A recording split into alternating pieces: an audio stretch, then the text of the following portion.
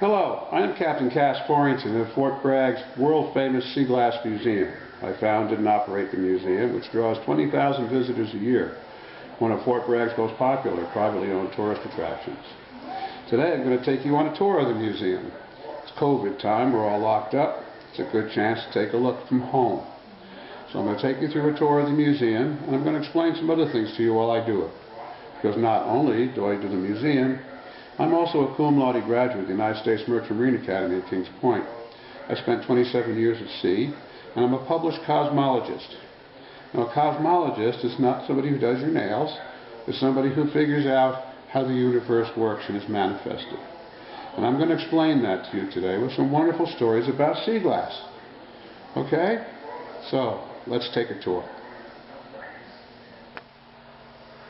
Alright, now this is the view that I was looking at. Well, you were looking at me on the camera. I'm looking back out into the gallery area now, and the front door is over there. I'm sitting in the chair I normally sit in. Now I can't say normally because I just moved the museum from its first location, which was south of town on Highway 1. I had to move it, and fortunately when I got it just set up, and I was open for one day and had to close down because of the COVID. But this is what I see in my new seat. Those are necklaces up there. Look at close-ups later. This is just a pan to show you where I am. There's the mermaid. Over there we have a book section.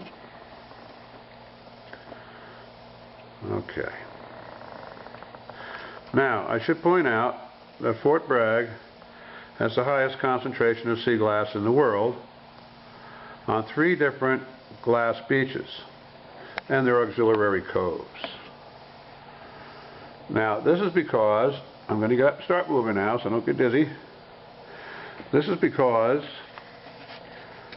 Fort Bragg had water dump sites. Now, this is not something unusual. People think, well, how strange, they threw all their trash in the ocean. But that's not unusual at all. Everybody who lived on the water had water dump sites. It made sense in the old days. Everything was biodegradable, which meant it was bionourishing, and it all washed away. Landfills were a terrible health hazard, with rats that carried plague and other things. So if you lived on a river, a lake, an ocean, a bay. Now I'm just giving you a quick scan here of this. This is the main jewelry display in the front. And I'm going to come back and we'll look closely at that later. Just to show you what's what. And then down here at the bottom I have rocks and minerals. Now rocks and minerals are not local. Sand dollars are here, but these are not local sand dollars. Oops, sorry. But I've always had rocks in my head, so I do them as a sideline. Now we're going to come over here. I'm going to go up past the mermaid. And there's 2 photographs up there. I'm going to see if I can zoom in. Sure enough. Now, Fort Bragg had 3 dump sites because, unlike other communities where everything washed away, nothing washes away in Fort Bragg. You put it on the beach here, it stays on the beach here. Forever and ever and ever. Now, you notice this is a picture of the 1906 to 1943 dump site. That was the original town dump site. It began when they began dumping here officially at that site because the center of town was destroyed with the 1906 earthquake that destroyed San Francisco. And they bulldozed all this down there, and that became the dump site. Now if you notice on the cliff in the back, you'll see a car going off the cliff. Right, now that was that dump site in 1930. Now we just go over here to the left a little bit. This is that dump site today, Site 1. And notice the dark cliff? That's where the automobile is in the other picture. And you can see the voluminous amount of glass. Alright? Okay, now we're going to come down. Slowly.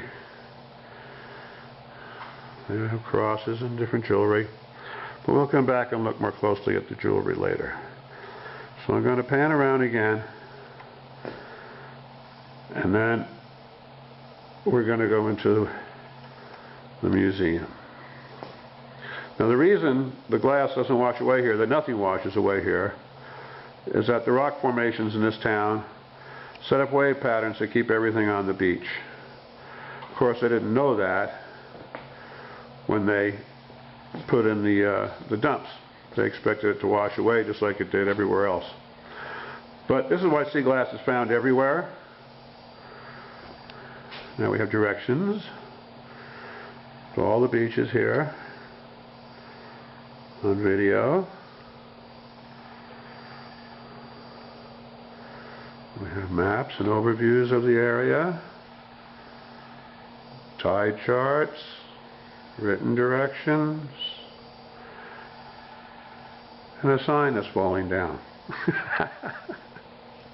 I'll have to get to that later. Alright, so we're panning left, and this is how you'd go into the museum from the main gallery area through these swinging doors. One of them currently is tied back.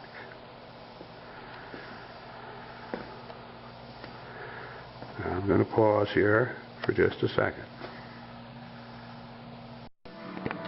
So now we're going to go into the museum proper. This is coming in from the gallery. As we come on in, right to the right in front of the window, is the peculiarities display, consisting of all kinds of oddball things, like spark plugs, the antique spark plugs could be worth a lot of money, especially if they're in their original box and they're whole. These, of course, have been tumbled on the beach for decades. Oh, there's a bunch clustered together. I'm getting lazy, I guess. So we have a whole array there of spark plugs. Another cluster. And then we have bone. Lots of bone pieces. The bones come from everything from cows to lamb to sheep, and even probably some sea lions and harbor seals.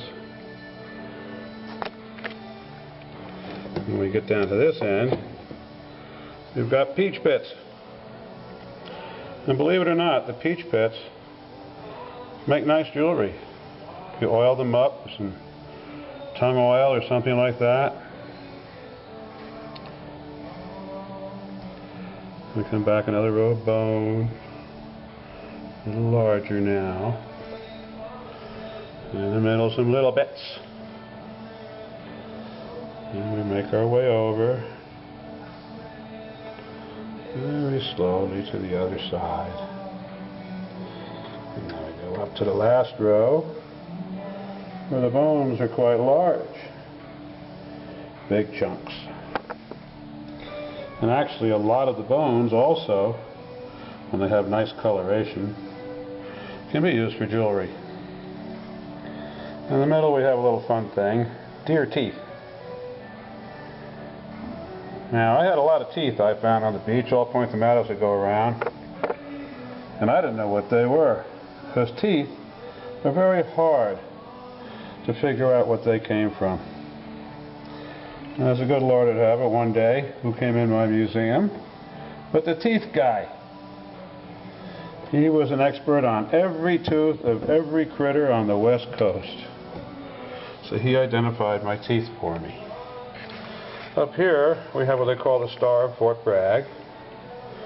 This is a beautiful piece. This was a handmade marble that was partially melted in the fires that they put in the dumps all the time. Absolutely beautiful. And I sell things like these little bits here, a lighthouse, and lights up, and a little fountain. The water runs through. I'm going to try to pan around slowly. You can see the security gates in the front. And that's because I'm all locked up due to the COVID. I don't know when I'll be able to open it again. But I will. I should be able to weather this thing. Even if I have to be shut a year. But I doubt that. Some teeth up there, some shark's teeth. Then we'll come around here, and there's a little biography of me. I don't know if you can read that. Now here's the largest piece of sea glass ever found. It's found on Lake Erie. It weighs 275 pounds. And now it's in the Maritime Museum in Ashtabula, Ohio.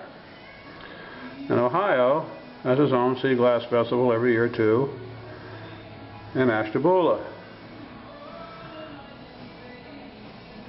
I'm going to swing around slowly again. Don't want to make anybody dizzy. These are the front doors for the museum section. This will be the entry now during the age of COVID. Then we'll come around. I'm just going to pan to the left a little bit slowly, so you all can see the depth of the museum from the front doors. T-shirts and hoodies over there for sale. And I do artwork. Not my artwork, but I sell paintings and prints. A lot of them antique, actually.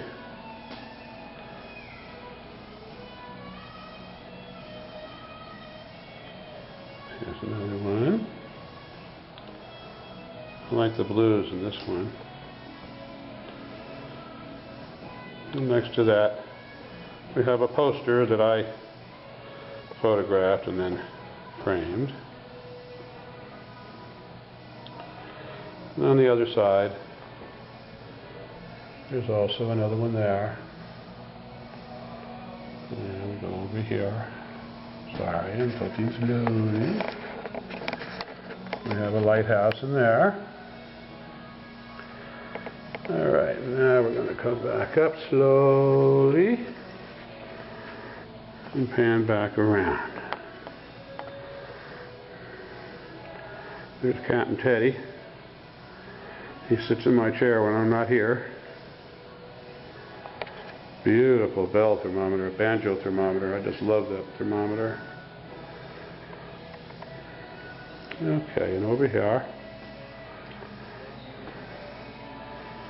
you'll see that handsome guy on TV is me. We run several videos in the museum. That one's an explanation about all that went on here and where the beaches came from and the history of sea glass a bit. This is a very popular poster I sell. That's the Bellum. And everybody thinks she's sinking, but she's not. She's just down in a trough. She was built in the 1800s and is still around today. She's still sailing. Then we come to our first glass display. Okay. Now this is milk glass. Milk glass comes primarily from art glass.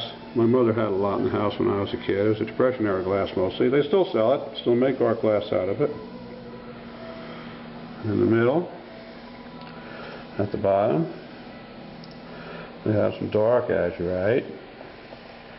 And then above that,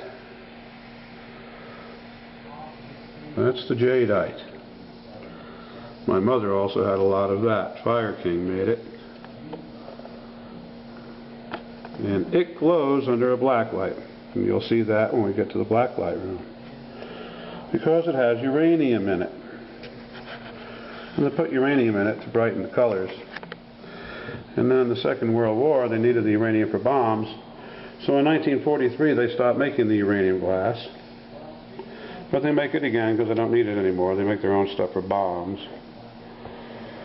And people are putting it back in glass and in artist paints, and the oil paints in particular, to brighten the colors. And they use a black light to look for repairs and forgeries of old paintings, because the new paints will glow under a black light. And what we're looking at now is the azurite. That's also an opaque blue. It was an art glass, mostly from the Depression era.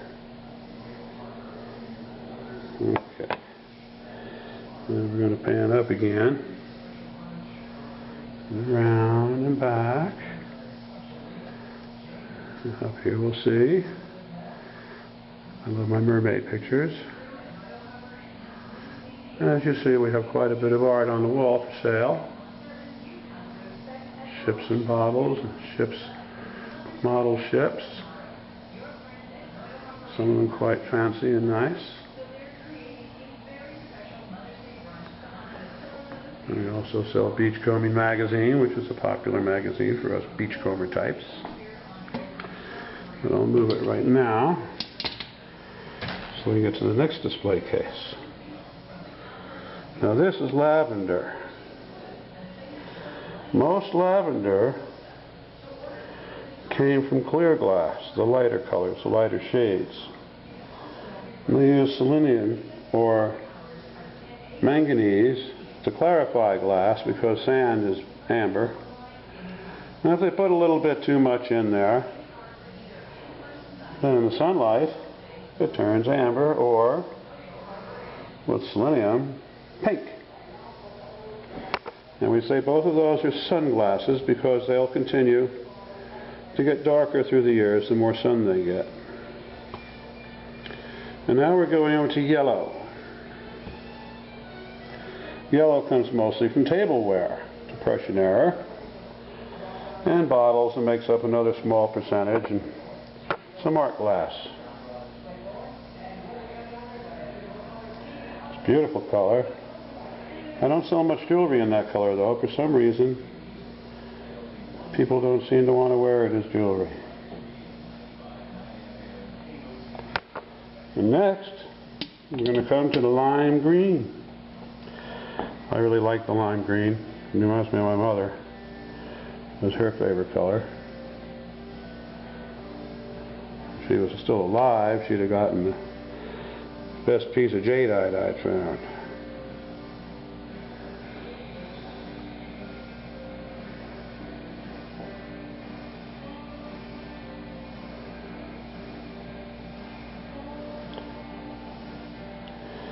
Next to the lime, we start to see some citron. Citron came mostly from bottles and jugs. And they were colored this way to keep the light out and protect the contents from the sun. The coloring comes from iron oxide. That's what gives the greens their color. And the iron oxide also made the glass more resistant to fracture. So they use it to strengthen the glass. But in the right combination, it was real pretty, which is the Kelly green, which is very popular for me selling as jewelry. And because it's so pretty, it was used for a lot of things, not just for shipping, but also for art glass and bottles and decorative items. So it turned out, even though it's a pretty color, to be a common color. Most of the other really pretty colors are rare. The rarest are 1 in 10,000. And that's grape purple, dark lavender,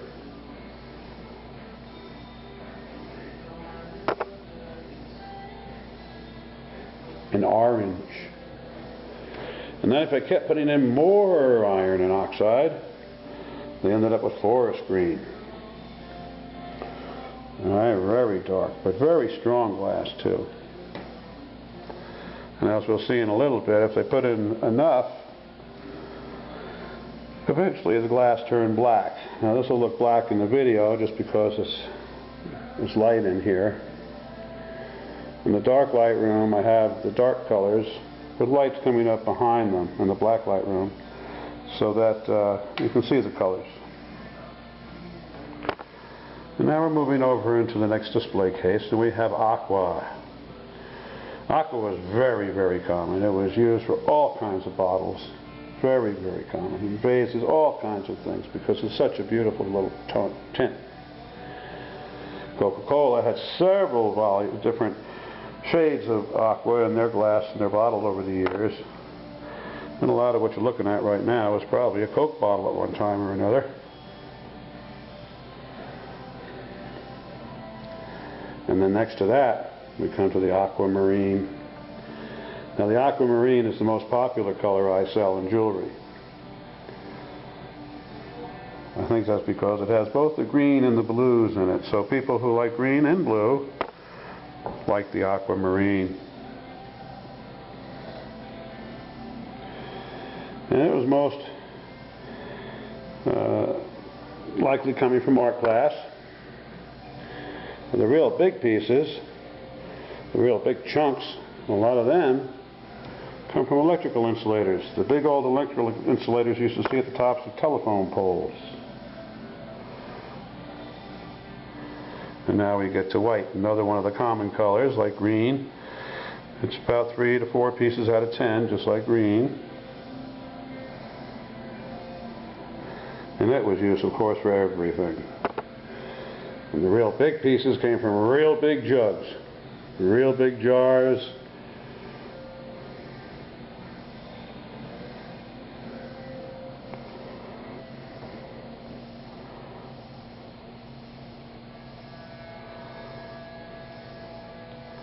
And a lot of the lavender and pink started out as clear as white. And now we're coming over to the amber glass. And of course amber was used to strengthen as well. It was used for beer bottles and medicine bottles and bleach bottles, a lot of Clorox. And Clorox came in all sizes of bottles, so some of these pieces got very big and very thick.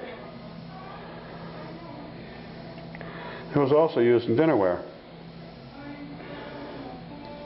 but only in small amounts. Most of it during the Depression era.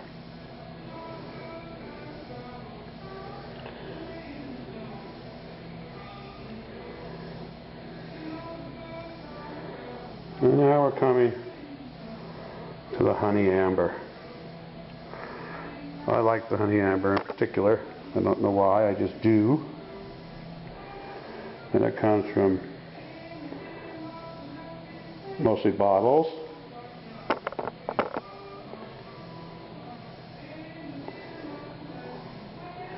And it was used to block the light. And actually quite a bit of it also came from tableware in the Depression era. So you can see it has a pretty color. And now we come over to the fire glass. Now fire glass, and you'll see a picture later of how it's polished, was polished, is from the fires they used in the dumps. They burned in the dumps all the time because they didn't have more space. And so glass would melt, and different colors would melt together. Right here you have a marble, 2 marbles fused together right there.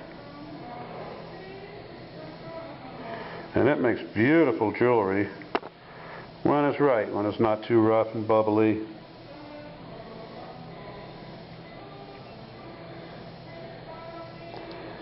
Okay. That's a very popular book I sell, the Seaglass Hunter's Handbook. And now we're coming around to this cabinet. This cabinet here has the rarer pieces. They're really rare. And here we have black glass. The black glass, like I said, they use the iron oxide mostly, but some of the black glass came from other colors. Purple was one that they used a lot. I forget the mineral, I have to go look at the chart. The black glass was used in heavy containers. It was very solid. Beer bottles used to be made out of black glass so they could recycle the bottles. Now that piece right there, I call that God's sea glass. I was wondering when I was home one day if I could find a bigger piece of glass than 2 I'd found the size of my fist that used to be insulators. And I wondered what could possibly be bigger than that. And the next time I went to the beach, as wont would have it in my life, I was collecting the glass, and up high on the beach I saw this big black rock. And I thought, that looks strange, it's awful black. And I went up there, and I looked at it, and I thought, oh my God, because that's obsidian. That's volcanic glass. That's God's sea glass. And what's unusual is we don't have obsidian on the coast. This is not a volcanic area. So that piece of glass was a trade item. A coastal native traded it with a native from the Clear Lake area where there's a volcano and obsidian, and lost it on the beach. And you can imagine what his wife said that night when he got home. You see, nothing washes away here. That piece could have been on the beach for, oh, who knows, 1,000 years really. All right, and in here we have ice blue. Now, ice blue comes mostly from tableware and art glass. I am very prone to it too. I like the color, but I also like how it cleaves. If you look at the edges, you'll see it sort of has a square cleavage. It doesn't round quite like the other glass does. And below that, we have the cornflower blue. Cornflower is mostly from tableware, and usually it's pretty thin because of that. You will find some larger pieces because I did make other things out of it. For instance, this big bottle bottom here. But mostly, it was tableware in the Depression era. And here we have some small multis. They're fiberglass pieces. That are the blues. And down here we have the grape purple. Those are 1 in 10,000 pieces. In 10 years of collecting, I only found 4 pieces of grape purple. And above that, we have the orange. And reds, I'm sorry, the reds. Now those are 1 in 5,000 pieces, the reds. They're also very rare and they're highly sought after. And above that I have some little oranges, 1 in 10,000. Some multis. And some turquoise, that's 1 in 5,000 as well. Over here we have the gray, mostly from tableware. And below that, the cobalt blue, which is mostly medicine bottles.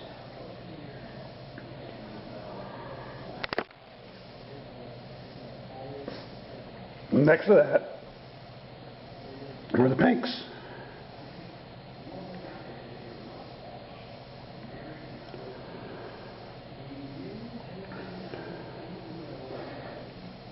And above that, excuse me, some multis from England. Excuse me.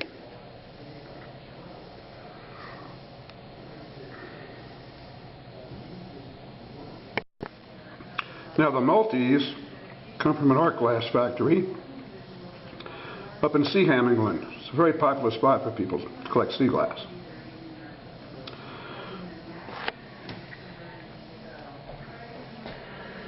Here we have whole bottles and other items.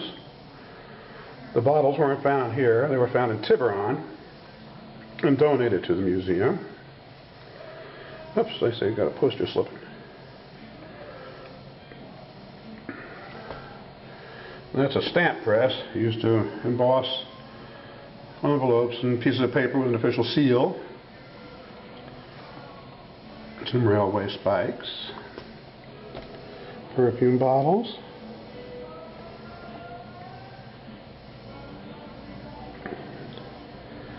And over here, electrical insulators.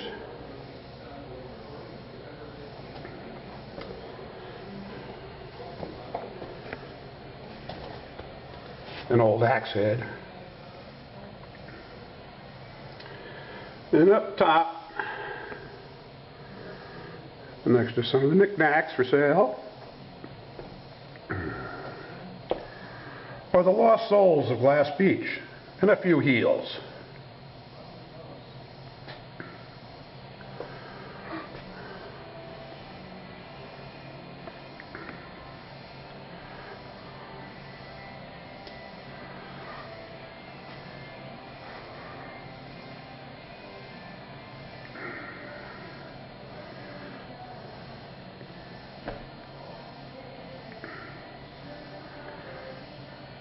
It's a nice print up there. There we come left, and there's Yule Hauser. Several videos here we run. Local art, garden art. We have lots of ships, lots of model ships for sale. And pictures of ships. And down here we have my book, Beaches of Glass, the history and tour of the beaches of glass above Fort Bragg. Seaglass identification cards. These are very popular. Very, very nice by Seaglass Publishing. And now we're going to pan around a little again. This is a second strike, Currier and Ives. Very, very nice. Very, very old.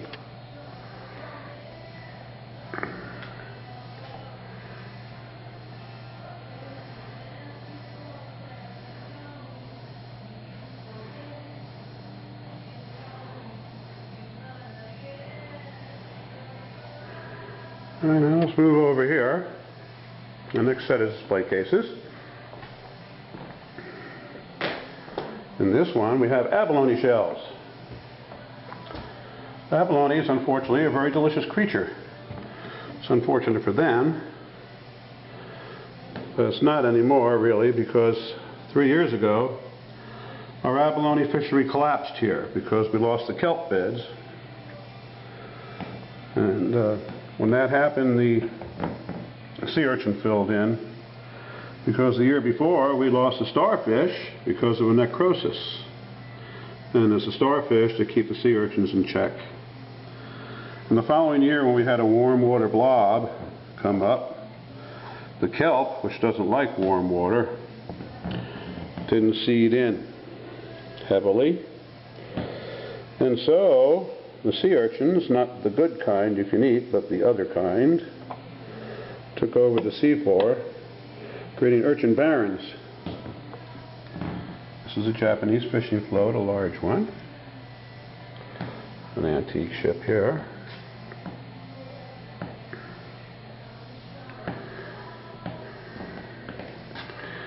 And so they're breaking up the urchin barrens now, they call them, hoping to get the kelp back. But when the kelp went, the abalone all starved to death, and we lost 7.5% of our tourist business here because we had a lot of tourism here in the abalone seasons. And that was 2 years ago. And then last year, this is a nice picture of high wiring, how they used to get things on and off the boats that anchored offshore. And this is really quite a nice pinning up here. The ocean waves.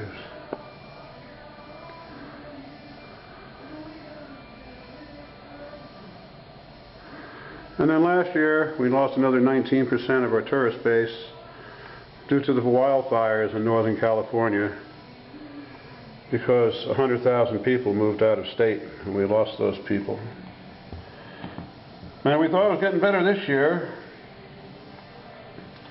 until the Chinese decided to declare biological warfare on the rest of the planet and shut us all down with COVID. Now I should stop talking about that and talk about these. These are bottle stoppers. The ones down in front here, the little ones, are perfume bottle stoppers. I particularly like bottle stoppers because I can always picture the woman dabbing the stopper behind her ears, between her cleavage. And then above that we get larger stoppers that were used in large bar jugs and bottles. The green ones were on drinking bottles. They were held down with a wire or something until you opened it up. may have been a beer bottle. And then up at the top row, those are apothecary stoppers. They were used in the drugstores, the apothecaries, for the medicine bottles. Now I want to pan right again, because I was busy talking, and I didn't let you know that these are bottlenecks. They're fun. You can find them where they're completely round, and you can make a ring out of them. We have the books here. These are popular. Heart Stones, Seaglass Hearts. And we'll pan around a little more up here. This is a fancy model. One of the nicer ones I sell. And this fellow, this Neptune, he's also a vintage local art, garden art. It's called brutal art, actually. And I'm going to move him aside a little bit so we can look down in here. Because here are the whole neck rings I was talking about. And then above that, we got bottle bottoms of different configurations and pieces. I like them too. They usually have a very nice shape, especially when they're whole. All right, now. In there is the Backlight Room. But I'm going to wait on that for a second. And we'll go over here. This is the Turtle Motel. $9.95 each. Another nice old painting. An antique painting. That one goes way back. And knot boards. Of course, Seaglass Museum got to have some knot boards. And this is a terracotta section. And there are examples of where the terracottas came from. The plates you see on the wall, and below, the vases and bottles and whatnot. So the Terracotta Case, this one, the first one, this has picture pottery in it, what we call picture pottery. And it comes from pieces that were like this, decorated, glazed with designs. The picture pottery is one of my favorite things. I really enjoy it. And some of the pieces I've sold for an extraordinary amount of money.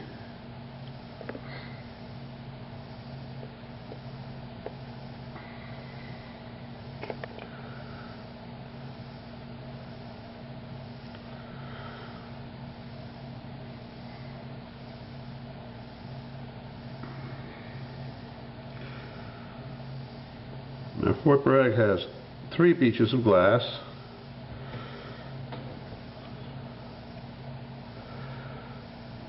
Inside I showed you the first one, Site 1, and what it looked like in 1930, and what it looks like today. This is a very nice piece. But we have 3 beaches. And the reason we have 3 beaches is because they filled up. They ran out of space, so they had to keep moving it. The prettiest beach today is Site 2. And I'll show you a photo of that later when we go back into the gallery.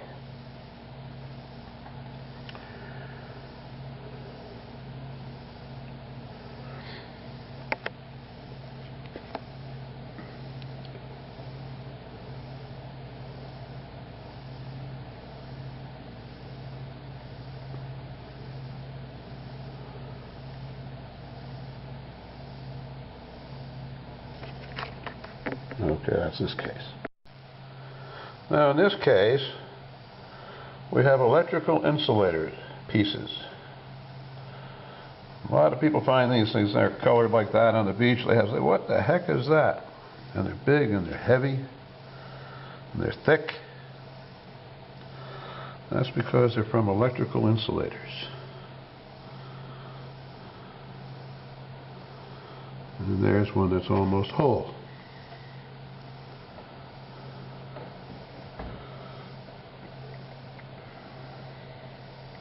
Now these are ceramic. It's very hard. But it makes some beautiful, beautiful pieces. So nowadays, Site 2 is our prettiest beach. Site 1 has been mostly depleted, and people who think that Glass Beach is all gone, all depleted, what they're thinking of is Site 3, because most people end up there. That's the easiest path, and that's why they go there.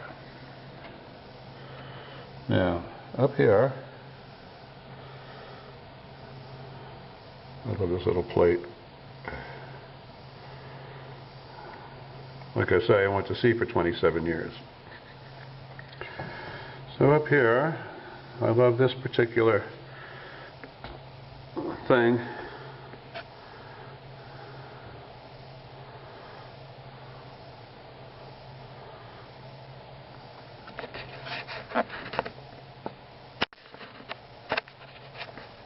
I didn't want to zoom in on that. There we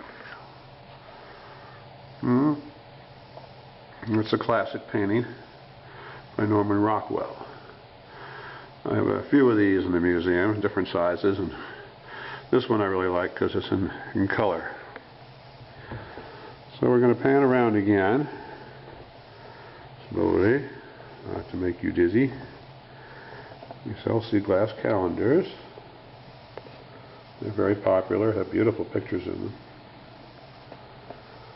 Now we come again over to this case of terracotta. Now this is all colored stuff. It's not picture pottery because it doesn't have pictures on it.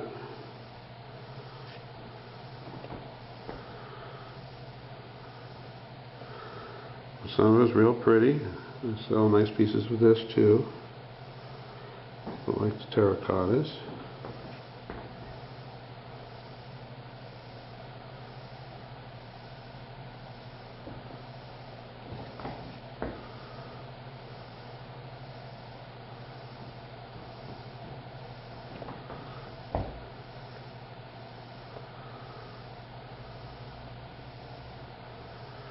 Now the reason nothing washes away here, did I say this already?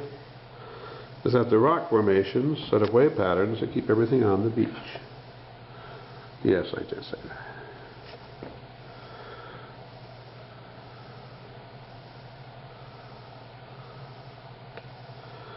You're thinking right now, what are these things? These are carbon rods. They were used in carbon arc welding, and as the battery posts in dry cell batteries, you know, your A cell, your D cell, your C cell batteries. That's what those little ones are there. But large batteries too. And they were used in carbon arc lighting as well. In the mills, they had real bright lights that were carbon arc. And I'm going to pan over this way just a little bit, just to show you this table along here, some of what we have. We have ships on shelves, and there's Captain Teddy again. Alright, let's go on back now.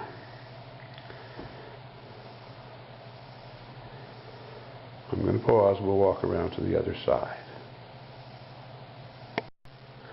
Okay, here we have some more colored pottery. And these were all kinds of things, you know, anything made out of pottery. Plates and planters and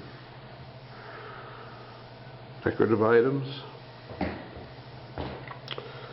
Now I like this little piece up in here. That's an old beer bottle stopper. That may have been in one of the black glass beer bottles we talked about earlier. These here, these are electrical insulators.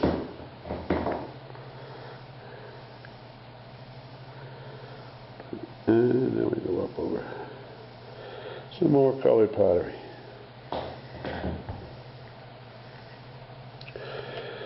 Now the Seaglass Museum is free. I do that because I want everybody to be able to enjoy it. And some people can't afford it otherwise, so especially if they have a lot of kids and stuff like that. So what I do is I have a donation box, or boxes, and I ask people to donate. $2 a person, $1 a child, $1 for a senior. Now these are large pottery pieces. These are things like huge planter pots and things like that, in huge containers. A lot of things were shipped in huge jugs made out of pottery. Alright, so, and ceramic.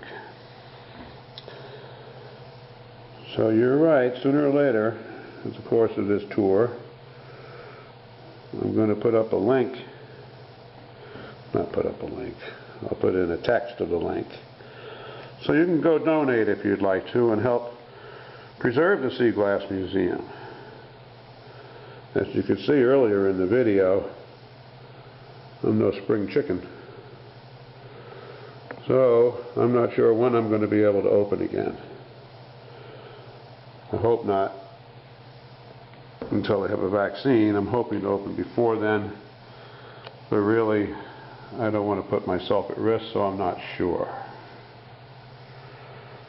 Alright, now here we go back up. There's the entrance to the Backlight Room. I'm going to take you in there first, and then we have 2 more display cases in here to show you. So let's walk that way. I'll tell you what, first let's take a look at this banjo thermometer. I just love this banjo thermometer. Isn't that beautiful? I love these things. Things that tell you how the weather's going to turn. When I was a teenager, I worked on the ferries around over to Fire Island, and I was a captain on them when I was 18. Worked on them when I was in the academy. And the senior captain was a fellow named Clyde. And all us young men, we really idolized Clyde. He was quite a guy. A real man's man, and a hell of a good bayman. This is on the Great South Bay in Long Island. And there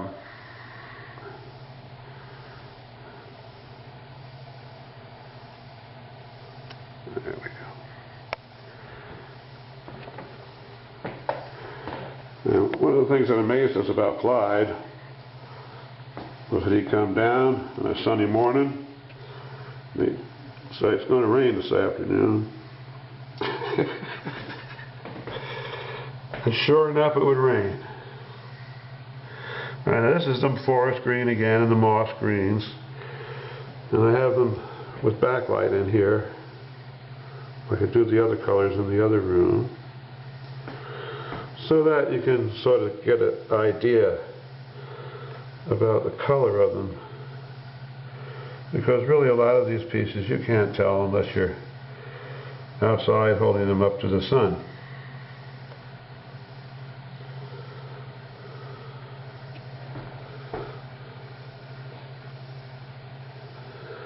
So I've always been fond of barometers, and actually when I started going to sea,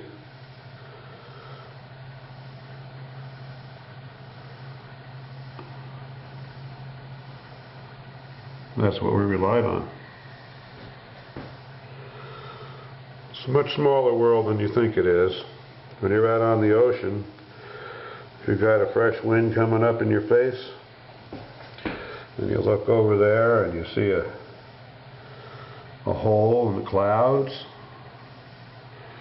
you can steer to the other side of that hole. Ooh, I don't know, the camera doesn't like this dark. You can steer across the other side of that hole in the clouds, and the wind will be at your back. And as that wind picks up, because that's the center of a low forming, as that picks up, you can get yourself a hell of a storm, even a hurricane. And you'd be on the right side of it with the wind at your back instead of the wind in your face. Alrighty. Now we're going to come over here. Pan up there first. Somebody alright.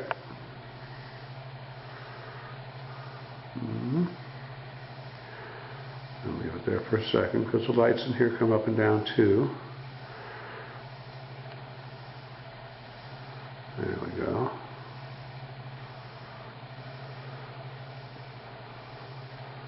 Alright.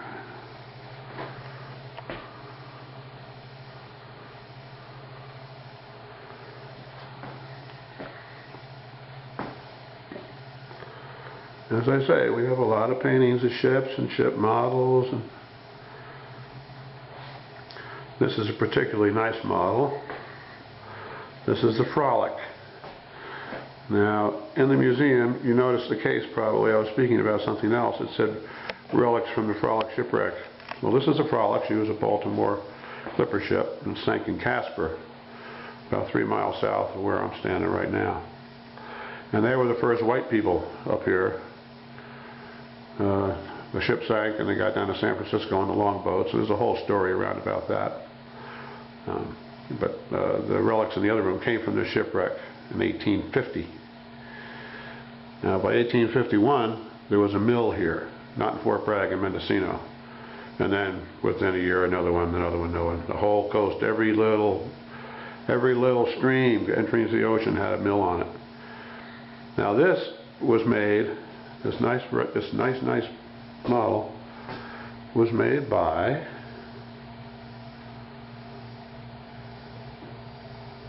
this woman in her 70s.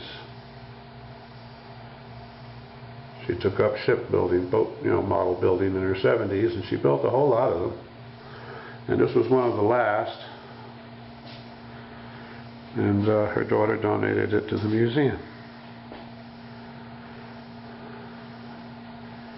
If I had my glasses on, I could read her name, but I'm sorry I don't, so. You probably could. And now, these are, and here, these are ambers. Let's move the ship. This is a nice little ship. It has lights. Very old.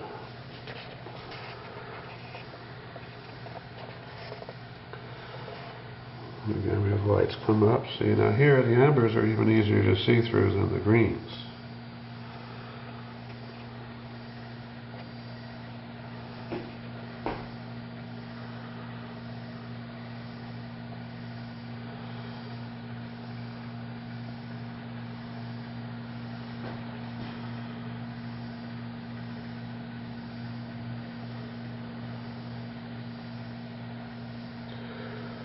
Just above this display is a photograph that you'll find in my book of a captain and his family coming ashore on the high wire back in the 1800s.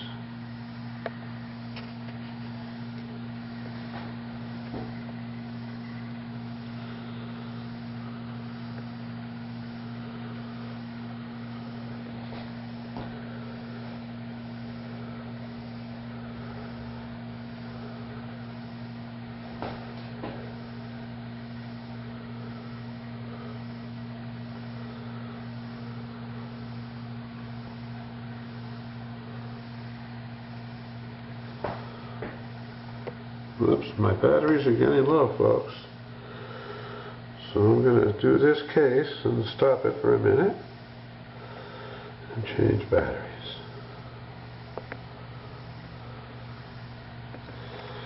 You'll notice I have a penchant for mermaids, so we'll leave it there with her. Okay, we're back. There's our mermaid girl. You know, all us seamen, all us sailors, been to sea all those years, we know where the Mermaid Island is, but we're not allowed to tell. Skin us alive if we tell you. Now, what do you think of this? We've got some glare behind. Let's see. This is the Backlight Room. Oh, that's why. Look at this.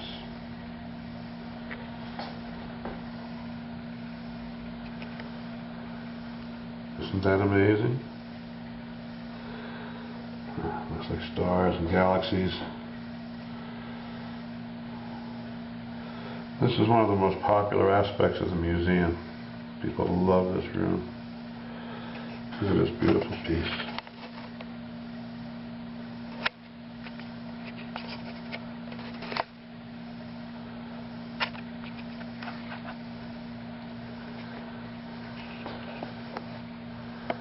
Oops, I'm getting glare. I keep you out of the glare.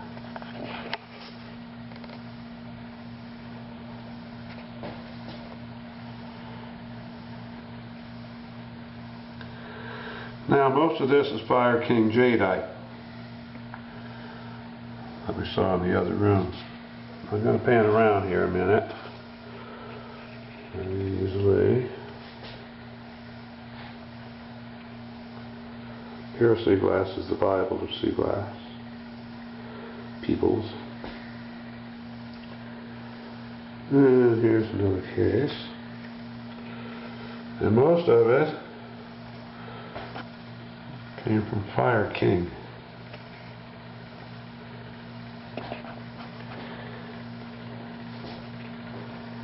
And wasn't that just one of the most beautiful things you ever did see?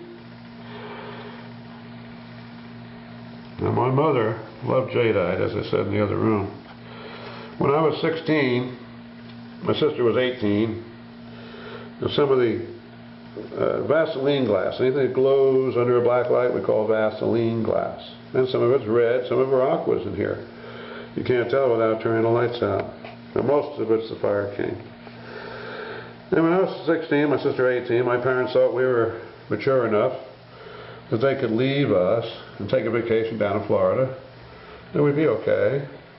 I guess they forgot what it was to be a teenager. So anyway, I had my girlfriend over one day. Oops, looks like we're getting glare again. And my mother had a lamp that had a jadeite lampshade.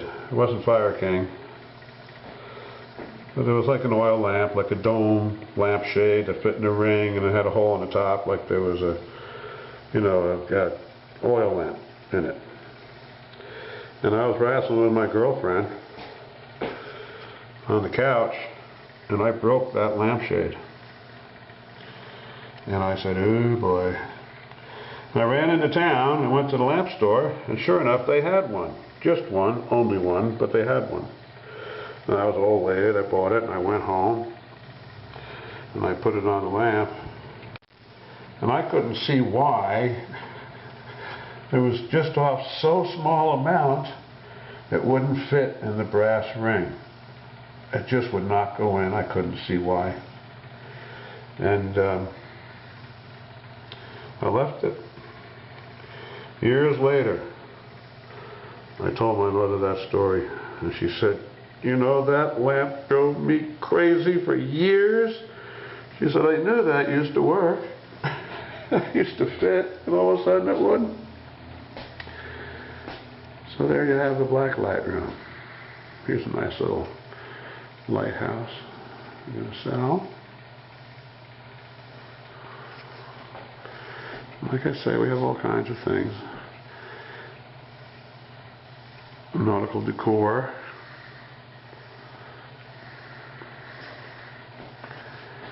And there you have it. Now this little video over here on this TV, that's the Frolic. That's the Frolic wreck site. I show this as a History Channel piece. But it's wrong. They say he lied where it sank. He didn't even see it sink. They all took off. They're trying to make themselves important, these marine archaeologists. They really don't know what the boat did, and I do. Anyway, I show it anyhow, even though I sent one of the archaeologists a reprimand, say, for insinuating the man was dishonest when he was a well-respected man in his day. He was the same captain as in Richard Henry Dana's 2 years before the mast. That's a clipper. That's the same as the Frolic was. And then here I also have, you may have noticed, our old friend by Norman Rockwell.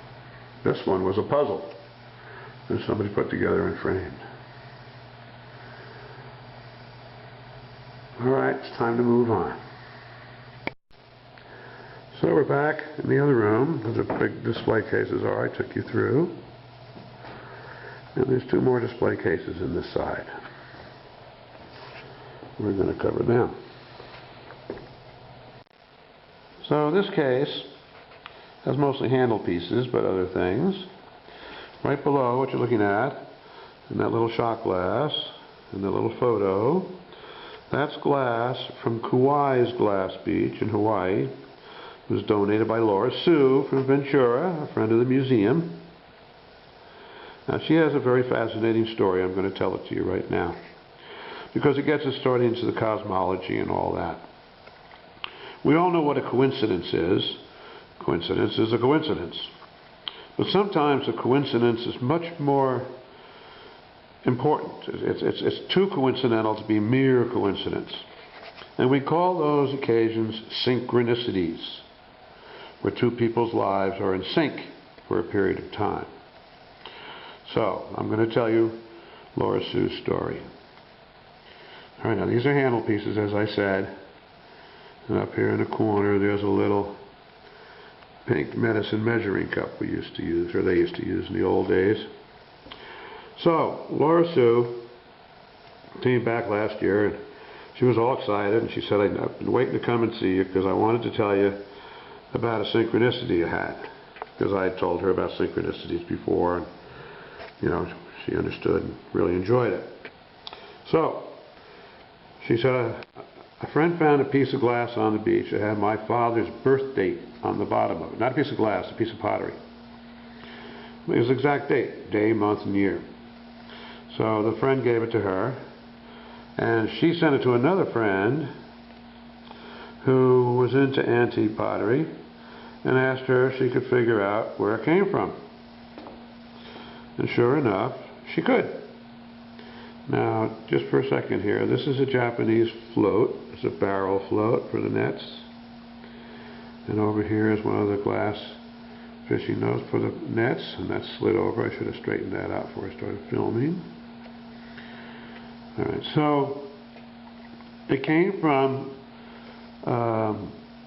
Pennsylvania, a town in Pennsylvania that both her father and grandfather had lived in.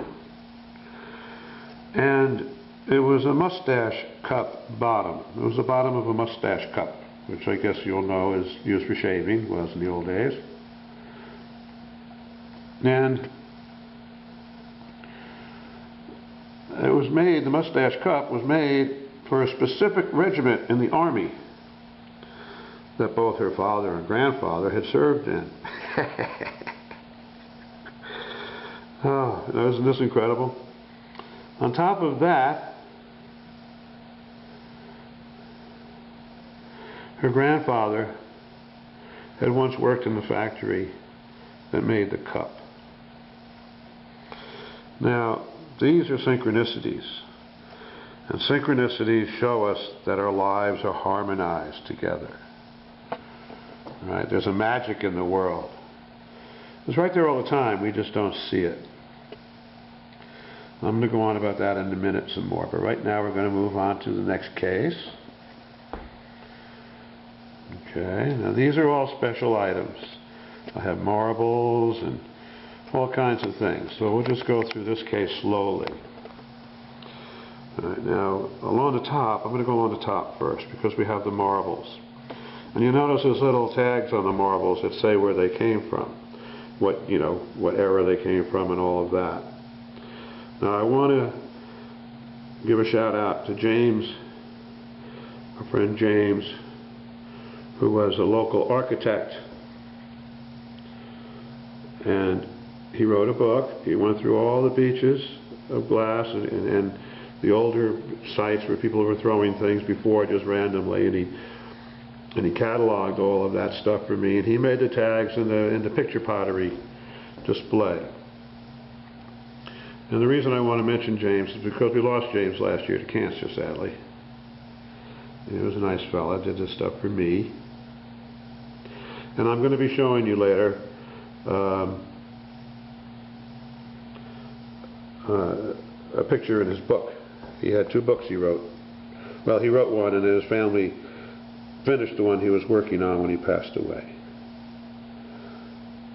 Now those little beads, right? You see those little glass beads in there? And the real tiny ones are from fishing lures.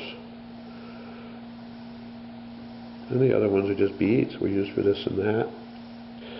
And right here, this is one of my favorite finds. It's a sperm whale tooth. Isn't that something? That made my month, I'll tell you that. And over here we've got some ingots of metal and glass from other places. This is from Benicia, somebody donated. And this came all the way from New Brunswick, Canada. Somebody brought to me. And that person's important too, because I shared a synchronicity with her. And we're going to talk about that in a minute, because there's a synchronicity piece in this case. Now, these are little pieces of aluminum that melted down in the fires. And here's iron ingots. The first one I found of those I thought was a meteorite. All excited. But if you look at little pits on it, you see little glass inside of it, in little pits. Okay, we'll move back across. These are the tops, the round things, are the tops of apothecary stoppers. This one here is bone and glass fused together in the pliers.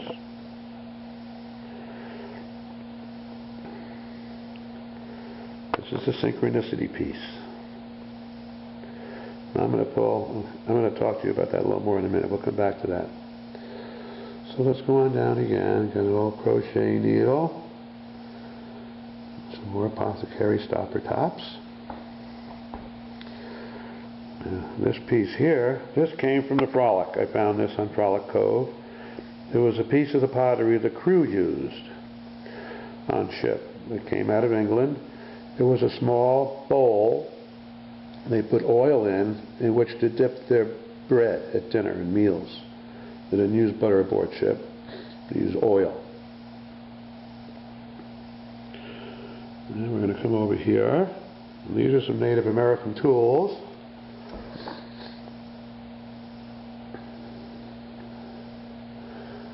I had to pause for a minute to clear my throat. I'll be right back. Okay. Now, the Native American tools are made out of the local chert. When that's green, we call it California jade, even though it's not jade. And when it's brown or reddish, we call it jasper, but it's not jasper. Okay, now we move over here. This is blue willow, that pottery. Blue willow is very popular to find, very popular. They started making it in 1790, and they still make the pattern today. It wasn't made in the Orient. It's a story of the pottery, the story that had the pictures in the pottery tell a story of Romeo and Juliet kind of couple. But it was invented in England, and they just came up with that to explain the history of it.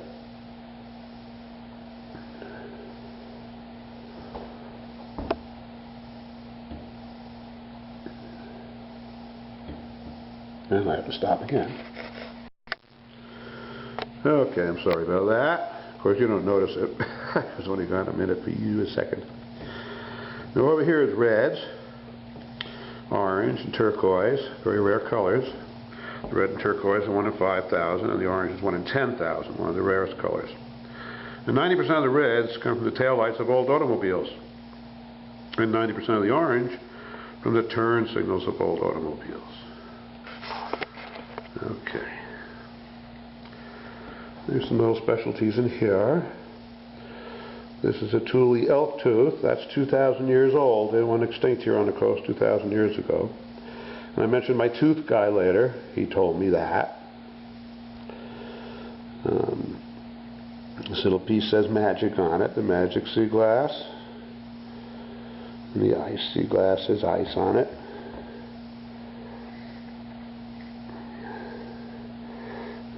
the green and red, and when you hold it up to the light and it comes through, the red turns yellow. When the colors blend. And where's the seawater? Oh. I don't know if you notice these. But they have seawater trapped inside of them, which is really cool. It's the only two pieces I found like that. Alright, now, well, since we're talking about teeth, I want to come up here for a minute. I'm going to scan up and over again so I don't get dizzy.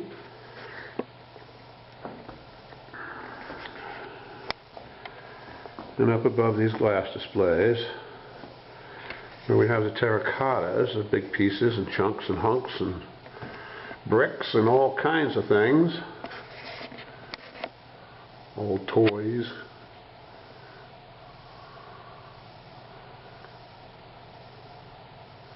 Insulator there, another insulator piece there. Bottles, the little bottles are what things used to come from. A lot of little bottles up here. A very old woman from Willits, the town of Willits, came over one day and she was cleaning stuff out and wanted to sell some old bottles, and I bought them from her. That big crackled thing, that's actually styrofoam. It's a fishing float for a net. And then we come down the next shelf and you'll see a bunch more little bottles.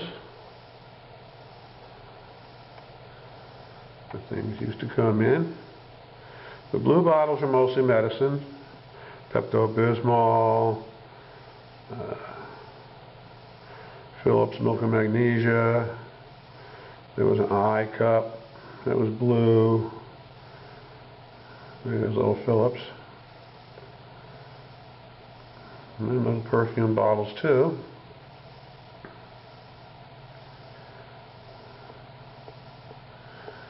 Now the reason I wanted to come over here now, though, was because back here in the middle of this,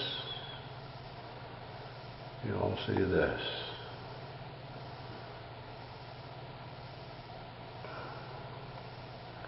Now when I found that, I really hoped it was the proverbial jawbone of an ass.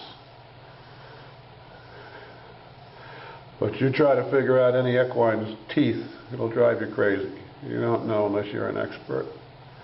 And fortunately, my teeth guy came in, and he identified that for me and confirmed it was the jawbone of an ass. Alright, we pan back around over here. And we're going to come back to our synchronicity piece in this display case here.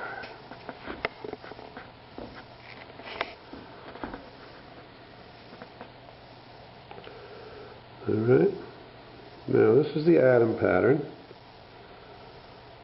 Jeanette Glass made it, I think that's correct, Jeanette, between 1932 and 1934. If you look on it, you'll see there's a rose. See the rose on the rose-colored glass? Right after I started this, within the first week or so, I used to sell down at the beach. That's how I started, and I was sitting along the path reading the Da Vinci Code, which was a very popular book at the time. And it's a book about symbols. And the main symbol of the book is this rose you see on this piece of glass, the antique rose. It repeats itself over and over again throughout the book. And I just read the rose is synonymous with the Grail. And the Grail is the Holy Grail. And which in this book happens to be a descendant of Jesus. Anyway, so I was thinking about that. I had the book in my lap and I was looking up and thinking about it. And a woman walked up to me and she says, "Is it normal to find rose-colored glass?" And I said, "No." I said, "It's very rare. I mean, I just started, so I hadn't found any rose-colored glass at all yet. And I only found the first beach, and a lot of my pieces were even chipped and things." And she said, "Well, I found a piece," and she reached in her pocket, and I thought she was going to pull out a little tiny piece of glass. Instead, she pulled out this beautiful piece with the rose that I'm looking at in the book. And I showed her that. And she said, "Oh," she said, "you have to have this piece of glass." I said, "No, I can't take that." She says, oh yes, no, you have to have this piece of glass. So I took it from her. And I think I got it so I could tell you that story.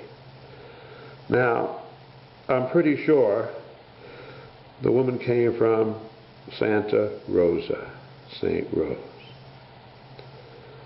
Now, isn't that a synchronicity story for you, or what? Not as good as the birthday with the father, but that's a good tale. All right, now I'm going to stop for a second. We're going to move to the other room. Okay, to give you some perspective, we're back in the other room where we first went into the museum. I have a couple little pamphlets here that I sell. History of Glass Beach and the Wreck of the Frolic.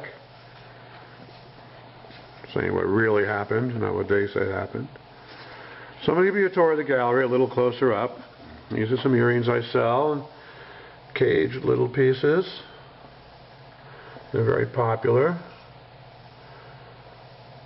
I call that the wild sea glass. You've got to keep it caged up or it'll get away from you. And over here I sell these. These are my Symbol of Unity. You can go online to my Symbol of Unity site, capcast.com/symbolofunity.htm, and you can read all about a deeper level what I'm going to tell you today about synchronicities in life and the world. And that's little medallions I made that I sell for that. Here are the 5 most frequently asked questions. Now I'm going to pan there slowly so that if you want you can freeze frame it and read it in detail at your own pace.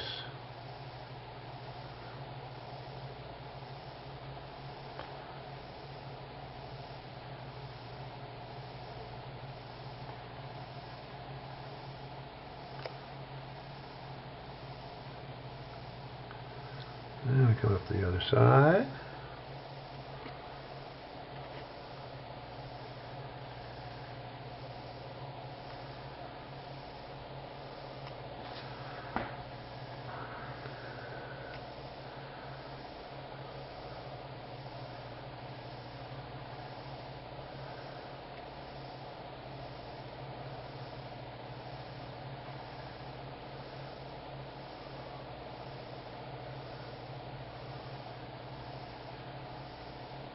There you go, okay.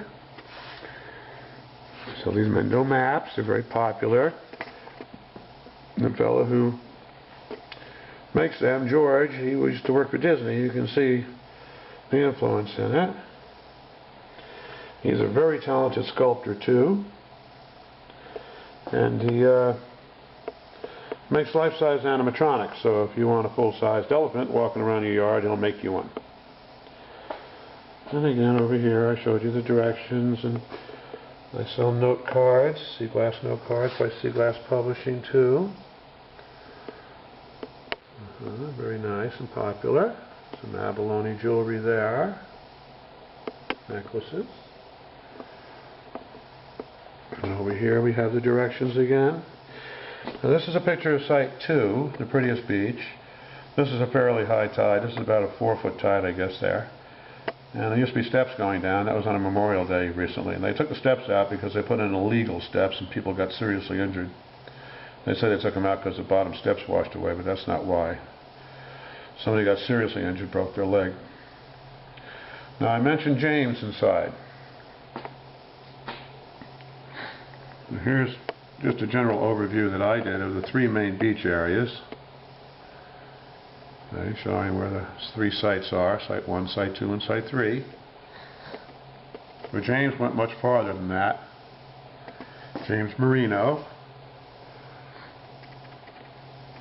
This is out of his book.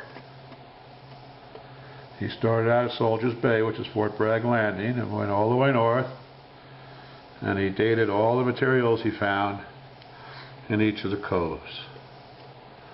And like I said, we're going to be looking in James's book later. I want to show you what he did with the fire glass, which is just amazing.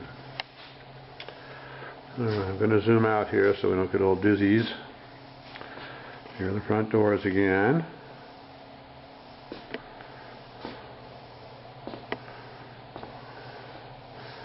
And you come in, you see this.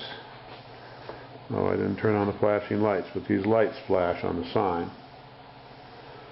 And believe it or not, even with flashing lights, people don't see the sign. My daughter points out the signs are only for people who like to read signs. We come around over here.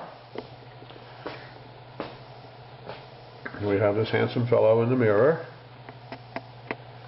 Very dashing. We have postcards. This is Site 1, the top one. The bottom one is Site 2, the middle one. And the bottom one is Site 1. And I have my note cards.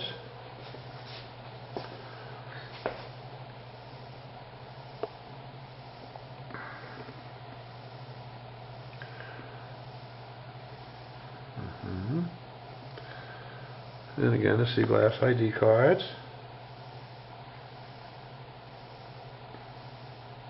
Note cards. Now this is very popular here. This is seed glass. It's landscaping glass I sell to people to put on the beach so they can replenish what they take. It's a very popular item. And I sell faux sea glass. We don't sell the real sea glass in bulk because it's too valuable.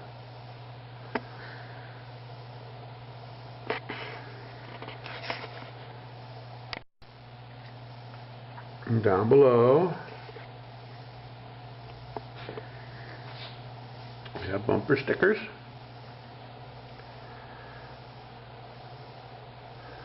Oval bumper stickers, and my Super Sea Glass bumper stickers, and my Symbol of Unity bumper stickers.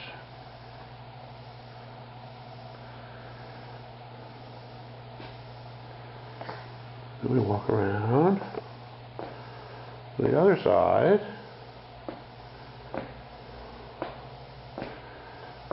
And we have ships of all sorts. Let's start at the top. That's a Mayflower.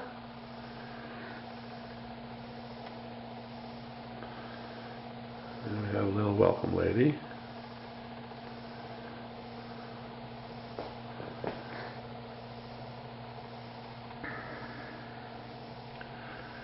Ships and bottles. They're very popular. This one's made out of horn from a water buffalo. Little ships and bottles. And these are special edition. These little guys here, they're very, very detailed and very fragile and nice. That's the Constitution. And that's Queen Anne's Galley. That's a pirate ship. Blackbeard ship. And more ships in the bottom. And we'll pan around over here, go slowly past the doors again. Here's my little bragging section. Let's start at the top. That's a picture of me down at the beach with Girl, one of my little squirrel buddies. Girl is so tame she let me pet her. I knew her for 3 years. I had a lot of buddies down at the beach. I got this award at my last reunion at Kings Point, a Silver Mariners Award for my successful career at sea. Now, the way captains tell a successful career is if your number of arrivals equal your number of departures. If they don't, I guess you weren't very successful. And there's my biography again. Let's see, I'll get a little closer. I don't know how that'll turn up for you. But if you want to read it, you can read it. Freeze frame it and scan it. And people say, why are you a captain? This was my last command. I commanded 3 ships over 14 years of the 27 I went to sea. This is the SS Green Valley. She was as big as an aircraft carrier, as big as a Midway. She was 900 feet long. And you can read what's there, but I carried 38,000 tons of ammunition, which was 1 month's supply for 1 division of Marines in the Persian Gulf. A lot of boom boom. And that picture was taken in Diego Garcia in the Indian Ocean, where the Rapid Deployment Force is. I was part of that force, the Rapid Deployment Force. In case trouble brewed up in the Persian Gulf, we'd steam up there. And we have a little collection sacks for people. It is perfectly legal to collect. I explain all that in the museum and in the frequently asked questions that I scanned earlier. So you can read that at your own leisure, but it has to do with the state constitution. And your rights. You ought to know that most of the things people you can't do, tell you you can't do on beaches, you actually can. Because it has to be against state law to be against the law on a beach. It doesn't matter what city or county or other entity says. It's state law that applies. No beach is in any park. The parks end, the counties end, everything ends at the mean high water mark in California and in most other states, although some may have a slightly different criteria. But the beaches everywhere belong to the people. And the only place you can't collect glass that I know of in the United States are the islands in Boston Harbor that used to be Revolutionary War forts. And the reason is because they are actual archaeological sites. But anywhere else you find sea glass is just considered refuse, and you can take it. Even in the Mediterranean, like in Israel and Ashdod, they collect Roman sea glass. And that's perfectly legal because it was just a dump site. Just like here in Fort Bragg. Now here in Fort Bragg, the rangers, I got them to back off. They were saying the beach was in the park, and I forced that issue. The city went so far as to ticket some people, which was horrible. They ticketed them, they sent an armed force onto the beach when they opened the coastal trail, and that became part of the city park. And they said, we own the beaches. And they sent an armed force on the beach. They searched people, the armed force being the police, which is very intimidating. They searched people, had them empty their pockets, their bags, whatever they had. And if they found any sea glass, they ticketed them $500 for theft. Now, who wants a theft on their, no matter how big, on their record? It's ridiculous. And one of the first women ticketed, she was so upset. She came in, she says, I can't do this. I'm going to lose my job. She said, I can't have a ticket for theft. She said, I work for the Stockton Police Department. She said, I'm going to lose my job. I said, you're not going to lose your job. I said, you didn't steal anything. It's perfectly legal. And I explained the legalities to her, and she got herself a friend of hers who was a lawyer, and they just wrote out an appeal to the court based upon that. And the judge threw it out and gave her her money back. And he told the city, he said, don't be sending people here. You don't have any jurisdiction down there. So they stopped the ticketing, and then they had to say, okay, yeah, actually it's not part of the city. And on MendocinoTV.com, there's an interview with the then Community Development Coordinator for the city and the head park ranger. And they admit, yeah, it's not their land, it's public trust land, it belongs to the people. Then the ranger says, but it's illegal to take anything archaeological from public trust land. And since it's more than 50 years old, it's archaeological, so you can't take it. Now, he being the head ranger knows this is absolutely not true. If he doesn't know the law, he shouldn't be the head ranger. But he knows. He just doesn't want people taking the glass, and so he's lying to people and intimidating people. And occasionally some of his rangers, if they get a new one, will go down there and search people. And every time I get a report of that, I call him up and chew him out about it, and it stops. Because it's not archaeological. In California, something has to be 100 years old to be archaeological. And in California, it also has, well, everywhere, it also has to be tied to a significant person or event, or it'll never be archaeological. And dump sites are never archaeological, and I know this because I've talked to archaeologists about it, and they say, no, it's just a dump site. So, we're looking at now is Faux Sea Glass. This is the best Faux Sea Glass I've seen. The woman who makes this actually collects things that people had actually used, and she tumbles it and then acid etches it to make it look like sea glass. It's actually more like beach glass because doesn't have the smoothness of sea glass. It gets tumbled all the time. But it's really very nice. And there's a lot of Vaseline glass in there. Like I say, they're using Vaseline glass again. And I have some Faux Sea Glass jewelry here that's very inexpensive for people who don't care if it's real or not. And here's some other Faux Sea Glass I sell. This comes out of China. I think it's COVID free. And I have my little turtles. Turtles are popular, and I like turtles too. And I have brassware that I sell.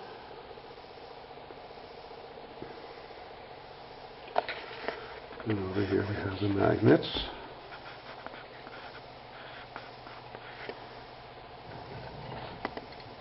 Picture magnets.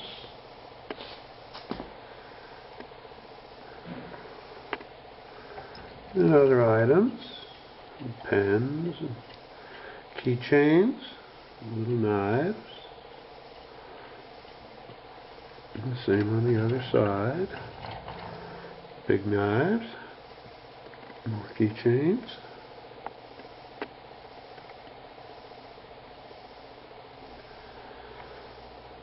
Here's a picture of Site 2. I say that's our prettiest site these days. And I'll pull out a little bit here to move up. There's some more little turtles on here. Turtles are popular guys. And little gem dolphins and turtles. Little pelicans, shell critters. There's anything up on this shelf. And on this shelf we also have Gemstone Trees. Those come out of Brazil or India. I love my gemstone trees. I used to be able to get larger ones out of Brazil that were really beautiful until their economy collapsed in 2008 and my supplier went out of business, which was a shame.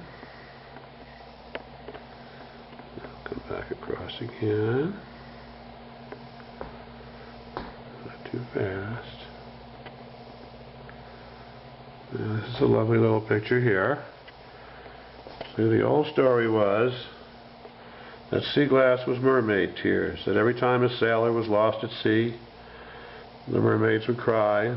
Sea glass is their tears that washed up on the beach. And up above that I have a big shell. I sell a few shells, as you saw earlier in the video. Some other kinds of knickknacks. I sell a lot of little mermaids. All kinds of little mermaids, sitting mermaids and laying down mermaids and all kinds of mermaids.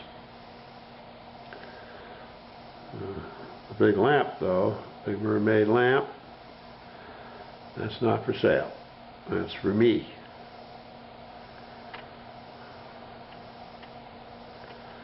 And we come down again.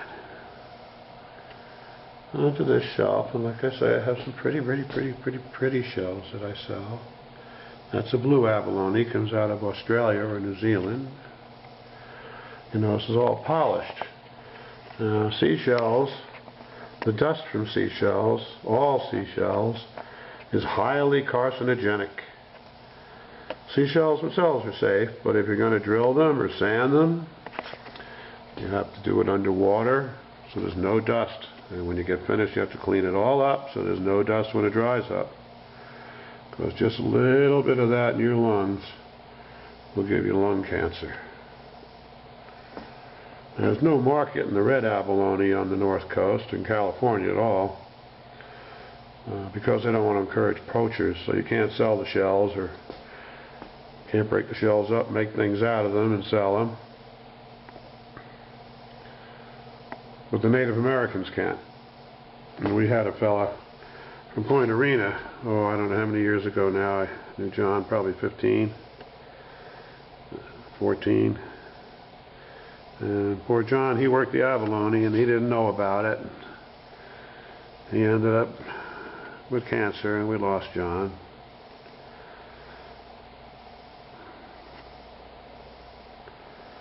Some more rocks. Like I say, I've always had rocks in my head, so I like to do them as a sideline. I just like to have them around. And more shells. More fishes and things. And down below on that shelf we have the large books. I don't put on the regular bookshelves. Like this one in here.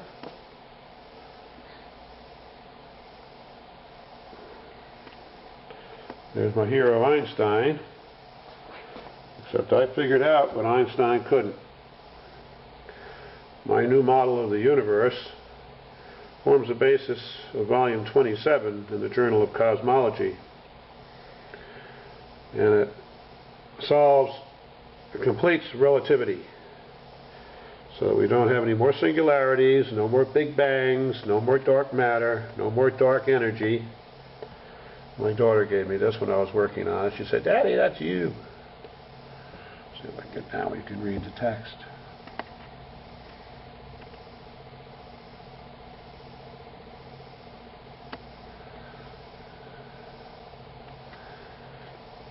And what I figured out,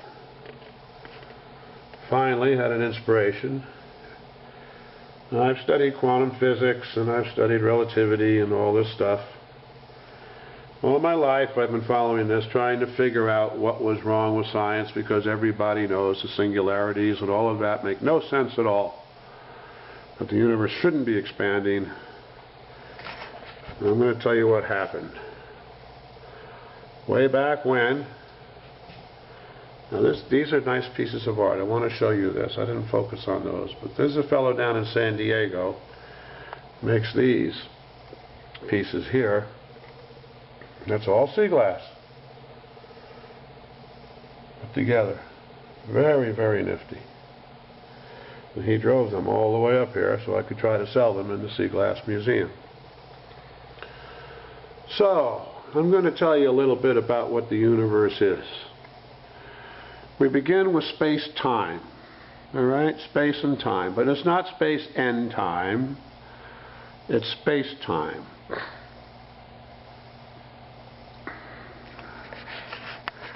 Two aspects of the same thing.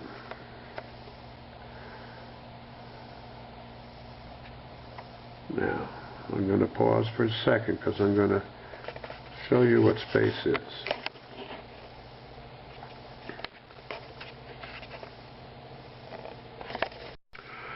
This is space.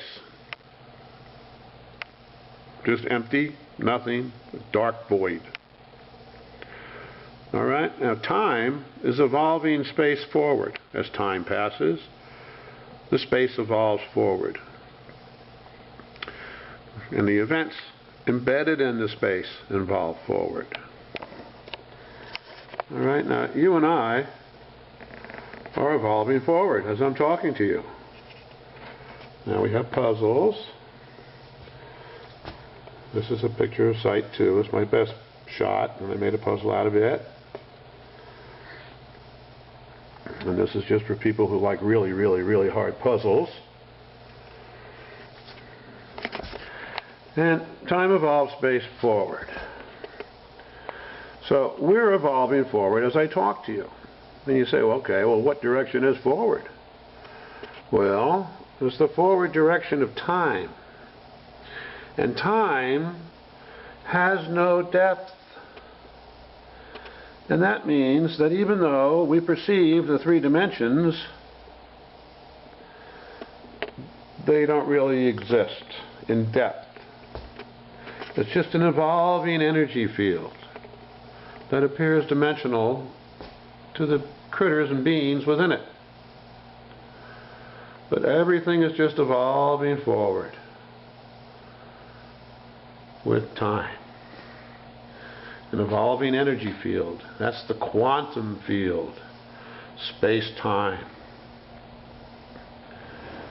Now, I should tell you, this is a photograph of Site 1, the original site. You can see the little seagull there, the baby.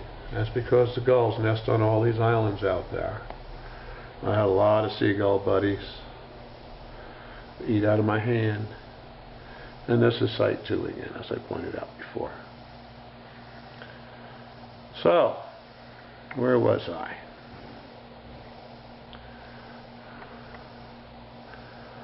So what we're really seeing when we look at all these things we're looking at, this is the Bible, pure sea glass. If you want a best book on sea glass, that's it. Richard Lamott. Award-winning book.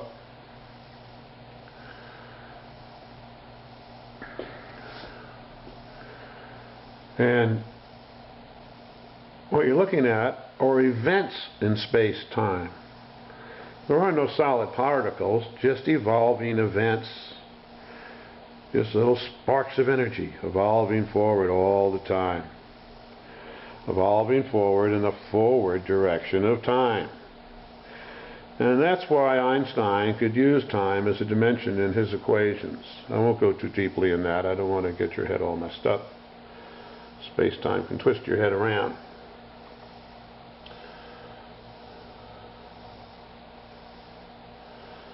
Alright, so believe it or not, time doesn't pass at the same rate everywhere. At the top of Mount Everest, time is going faster than at the bottom of Mount Everest. Time is going faster at the top of your head than it is at your feet. And there's reasons for this, but we won't get into that. And we call that a time dilation gradient, where time is going faster at one end than the other. And when we do that, when we put a time dilation gradient there, what we find is at the faster end, space has to shrink so that the speed of light is maintained, because that's a constant. Here's a book by James. I'm going to show you that in a minute when I finish what I'm telling you. And not only that, but any photons of energy, any little light particles that are in that area, they increase in frequency relative to the ones at the slower end. And that means that they have higher energy, because energy relates directly to frequency when it comes to light. So that means at the higher end, you get a density forms.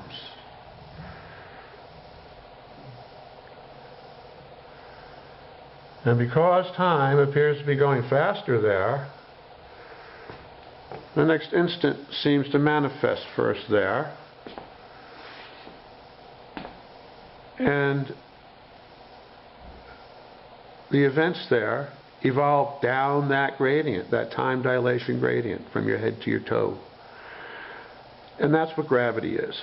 That's why it overpowers all the other forces so easily, and why it only has one direction. It's an irresistible evolutionary force in time. All right, now I'm going to take a break, and we're going to look at James's book for a minute. He did too. He did Fire Glass and Glass Beach. That's the one the map came out of I showed you. The Fire Glass, this one, he was working on when he passed away. And what he did with the Fire Glass was he polished it. There's a photo of James on the beaches he loved. And what he found inside the Fire Glass was this. These worlds of bubbles. Beautiful, beautiful bubbles. So he polished the glass down on the outside with regular stone polishing equipment. And he selected certain pieces that he knew would have good color. And then he filmed them from the outside and the inside. His family completed this book for him after he passed away. I think it's just a wonderful book. It makes me want to polish glass. Alright, so when we get an evolution down the gradient, the time dilation gradient of that little density at the top, well, that motion is kinetic energy. So we get the potential energy of the space-time continuum becoming kinetic energy. And then in a spherical dilation gradient, like a pit, like a sun, when those evolutions reach the center, they have nowhere to go. The focus. And so you get heat, you get pressure, and you get thermal energy from the kinetic energy. And then after that, you get the universe, all the things. And when the forward direction of time impedes at that focus, it splinters off in two basic primary different directions. This direction and that. That's all it is. You can't say it's this or that. It's just this one and the opposite. And that forms the two fundamental particles, electrons and quarks.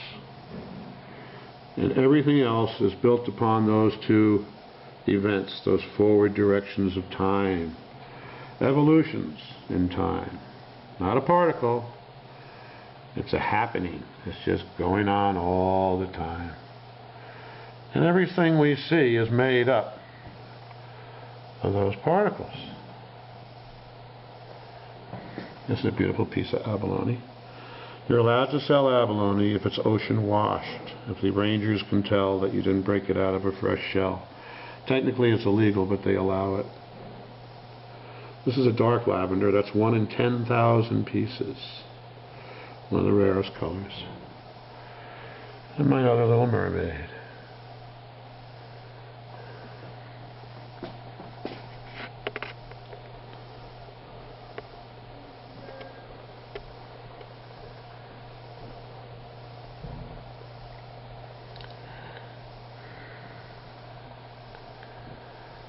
Now, the thing of it is, though, in the quantum world, in quantum physics, we know that it's all just evolving all the time. Now, I want to stop for a second. You see the two big pieces in here that have the bracelets on them? Those were electrical insulator pieces, and it was those pieces I was wondering about the day before I found a piece of God's Seaglass, a piece of obsidian. This is a beautiful piece. This is amberina. Most of it was Depression era glass. Very rare, very beautiful.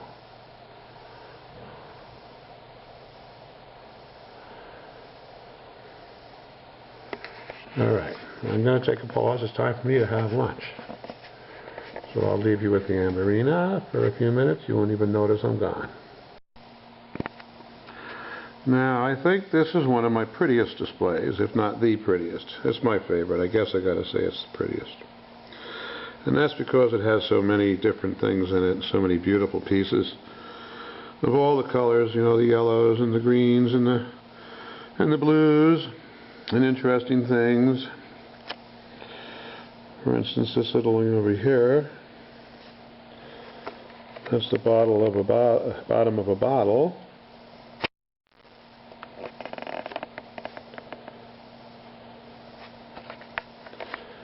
And there are other bottle bottoms in here, partial bottle bottoms.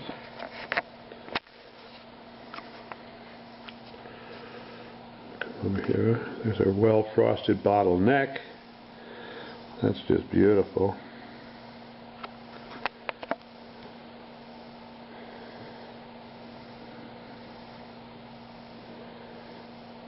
Another piece of blue, it's a bottle bottom.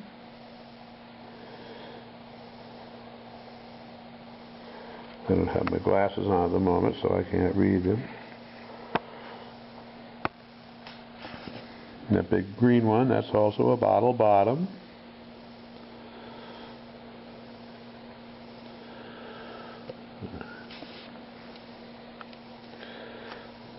I'm down to my last set of the cornflower blue.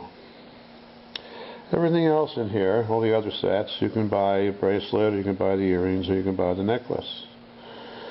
But I'm down to my last set of cornflower blue and of cobalt blue. Somebody may bring me some pieces to buy one day so I can make another. But at the moment, it's not possible. So I'm only selling those two. You'll see the cobalt blue in a minute as sets. I don't want to break them up. There's the cobalt there.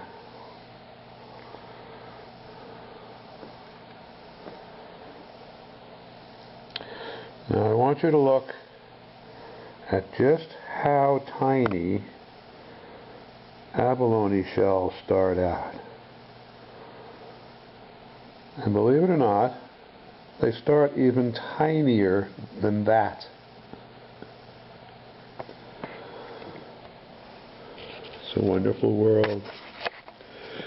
And did you know that in those abalone shells, and in all the shells you see here, there's a recurring pattern on which they're built that's common all throughout the universe. It's called the golden ratio.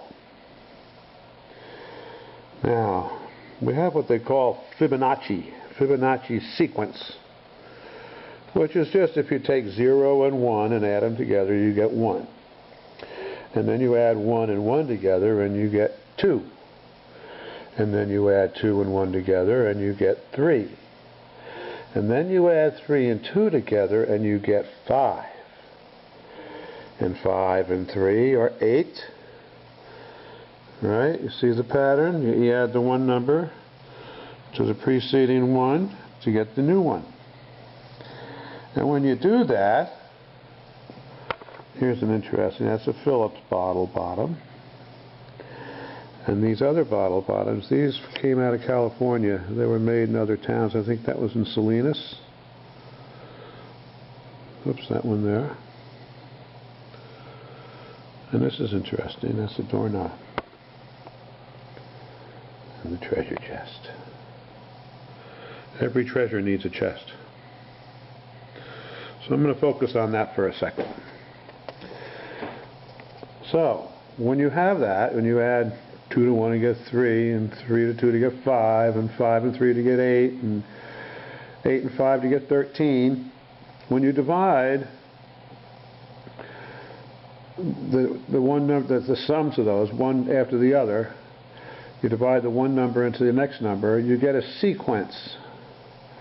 And it's a golden ratio. It's 1 point something or other. You can just Google the golden ratio. And it is in everything we see. It repeats itself over and over and over again. Everything is built on the golden ratio, which is numbers. So much of the universe is built on numbers. Okay, so let's move around to the back.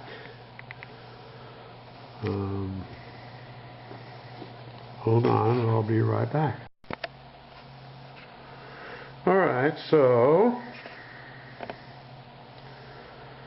I won't go any more with the numbers. I'll just tell you the numbers are a lot of fun. That's one of the beautiful ones, so the golden ratio. Look it up, it will amaze you. So I'm going to take you down here now and show you some of the jewelry a little more close up. I make these little crosses, it's all Seaglass.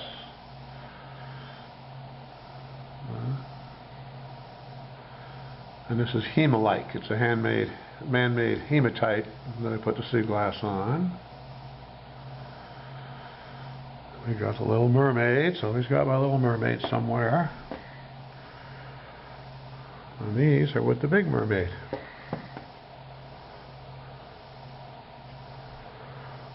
So many people have tried to buy her.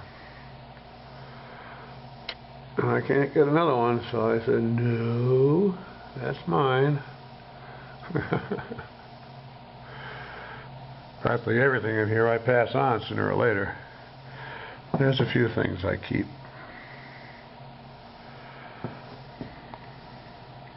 But now I'm going to tell you about the simple magic of the world. You see what we're looking at? We're looking outside, always looking out. Well, that means because it takes light time to travel from there to here, that everything has already happened before you experience it. In other words, the world has been manifested first for you so you can experience it. If that wasn't happening, you couldn't experience it. I don't know how good the light is going to be in here. Let's see, I think I'm blocking one behind me. Let me try stepping this way a little bit. There we go, that's better. So no matter how far away you're looking, hold your finger up to your eye. Your finger has already happened.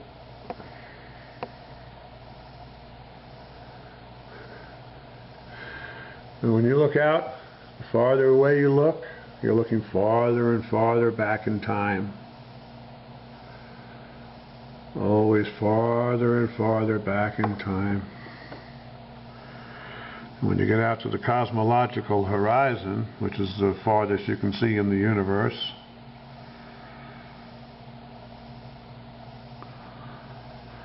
you're at 13.9 billion years ago.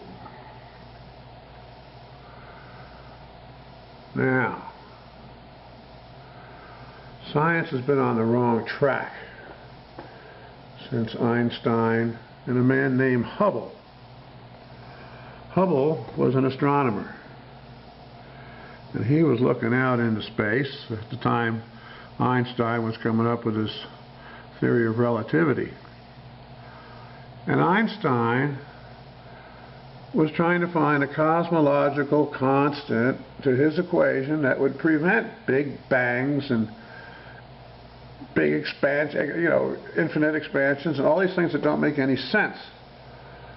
He was trying to make it so the equation was just balanced and it was an eternal universe. Who's that handsome guy? Alright, but old Hubble, good old Hubble, he was looking out through his telescope far, far, far out into space. And what he noticed was that everything looked redder the farther away it was. And to a scientist, that means things are traveling away from us at a faster and faster speed. The universe looked like it was accelerating at an increasing velocity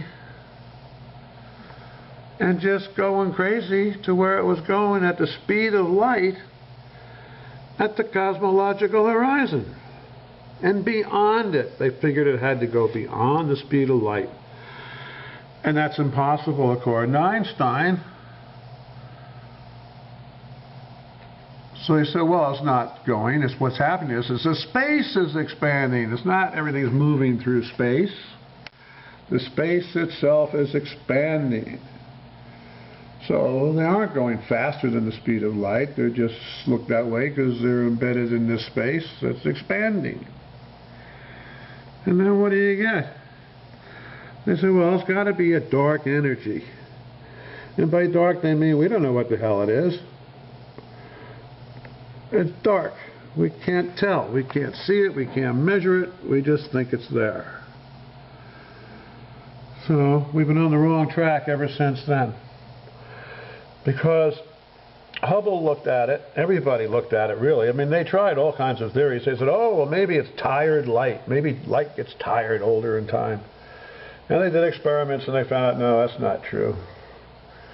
So finally, they just had to accept the fact that the universe was expanding away at a faster and faster rate of time. There's a nice jadeite. Well, everybody's been looking for dark energy ever since. And because of that, they said, well, if that's what's going on, then the universe had to begin as a singularity. Everything in the universe had to be in a little small tiny speck of a spot, and then it blew up faster than the speed of light into the universe. And of course this makes no sense at all, because what would be outside that speck? It would be space. Well, the universe is space and time. By definition, the universe is eternal. You cannot perceive it any other way. It's infinite and eternal. Oops, I'm not doing too well on that one. So this is why I have been trying to figure it out my whole life, why we could explain how we could explain that differently, that singularities don't exist. No big bangs, etc. And about, I don't know, I think 6 years ago now, I had a revelation one day, thinking about gravity and the forward direction of time, which at one point way back when I'd read that gravity is the curvature in the forward direction of time, and I always pondered on that, trying to puzzle that out in my head, what that looked like. And one day I had an inspiration, and I realized I was actually looking at the quantum field. It's space-time, you know. So when something is falling through space, like it does in a gravity field,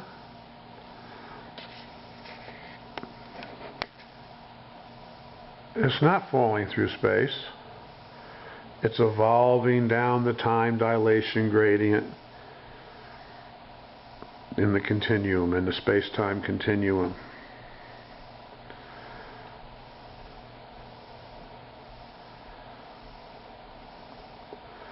So,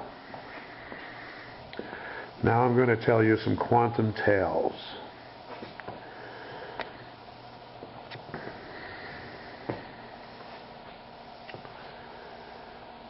Let's see. Well, first let me tell you this. What was wrong back then, what they got wrong, that Einstein missed, that they all missed, is that there's two ways of looking at that red shift. Everybody was looking at it like it's an acceleration through space, away from us, because people see things moving through space instead of evolving down dilation gradients, as I just said. So the other way to look at it is it's an acceleration in time within us. Life, the living, is an acceleration in time of 2 billionths of a billionth of a second per second. That would also create the red shift that we see happening out in space, Hubble shift. Now when you take that acceleration and you add it to Einstein's equation, you find the constant he was looking for. And what you end up with is a stable, eternal, evolving energy field, the space-time continuum. And what's happening is when we look out far into space and we see the cosmological horizon, and time is not older just, it is slower and slower and slower until time appears to stop. And that happens at 13.9 billion light years away at the cosmological horizon. And that's why things appear to be accelerating at the speed of light there. Because when things appear to be accelerating at the speed of light, time appears to stop there. So it's just a matter of looking at it a different way. that completes relativity. And what that also means is this. As we're staring out into space out there, when we see a horizon where time appears to stop. Now, if you approach that horizon, it would recede and you see older and older galaxies. There's no limit. It's just that time appears to stop there for us. That's our limit of relativity. Now, when we look into a galaxy, at the center of a galaxy, there's a black hole. And a black hole is actually a MECO. It's a magnetic, eternally collapsing object. And the center of it is empty space. Now, an astrophysicist, Rudolf Schild, led a team in 2006 to prove this. They could actually see the black hole because they lensed the light around a passing galaxy that was passing in front of the black hole galaxy. Right? And so, if you approached that, where at that time appears to stop, at that event horizon, that would also recede. You can't get to a place where time stops. So, as that recedes, what you're seeing is a branching of the universe. Each galaxy is a branching of the universe in a new direction. And if you could approach the black hole, which you never could, if you could get close to it, you couldn't, because it would just recede away from you and open up into other universes, other galaxies. Now, isn't that a beautiful picture? But now I'm going to tell you something else. It's all evolving forward for you. That's because space-time originates with the awareness of being here now. And there is one but. And it's a horrible place to be. It's that space I showed you. Just a dark space and just time passing. I am that I am. A horrible place to be. But fortunately, it can imagine light. And out of light, it can imagine worlds. And then it incarnates itself into those worlds to escape its eternal loneliness and pass its eternity. All living things are that.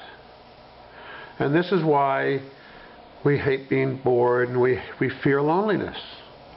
This is our essence. And we're finding this out during COVID. We don't like being home alone and bored. We want to be out. We want to be busy. And no matter how humble our work, we want to do it. Because it's the busyness that matters. It's the journey. Now then, back to some quantum tales. I showed you before, Site 1 today.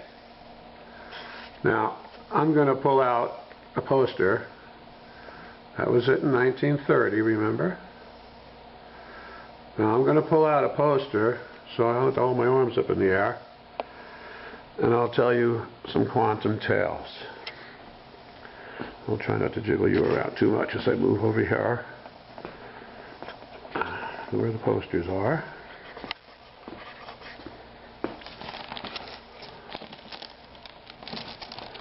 Here we go. There we are. Okay. I'll pull out a stool. Set myself down right here. Okay.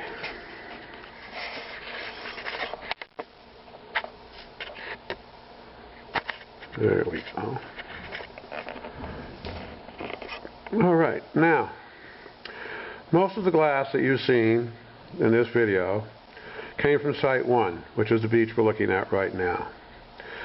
I had to kayak in there in an ocean kayak, they had patrols and all that in the headlands with Georgia Pacific on the land. You couldn't walk in. You could once or twice, they catch you, and then, you know, that was it. So, they called the cops. And the reason it was because even though you could be on the beach, if you got there legally, you didn't get there legally. You had to trespass to get there. So I got myself an ocean kayak to go in, and that's how I was going in, so they didn't bother me. And I would land my kayak underneath the dark cliff here. And one day I got out of my kayak, and right next to my kayak I found 2 marbles. Now, marbles are rare. 1 in 8,000 pieces maybe. And to find 2 together is remarkable. And I'm always talking to my greater self, because that's what's manifesting the universe for each of us. That's the Creator. And I address it as Lord. Now, it's not a man, it's not a woman, it's not male, it's not female, it's life itself. It's much more than we are. We are of it and from it, and we're all its children, and we're all one in it. But it's not anything you can describe as a thing. It's life itself. It's what leaves the body when the body is dead. Why the parts no longer work together right. Alright, so I address it as Lord, but that's just the way I address it. And I found these 2 marbles. I said, Lord, I said, thank you, Lord, oh my God, thank you. I said, that's great. I said, but Lord, I said, I've never found a red marble before. I found a blue marble, but never a red marble. I'd love to find a red marble. And I just went back picking. Well, it would take me about 2 hours to walk from where I found the marbles to where I was sitting here to take this picture, because I was going very slowly up and down the beach looking for the gems amongst all the other glass. And I got about here and I was tired and I wanted to go. But that beach stretches a little bit to the right. And I thought, well, I'll just make a quick pass and I'll see if there's anything big on top. And this is what I found when I got to the end of the beach. We have to go to the end of the room instead.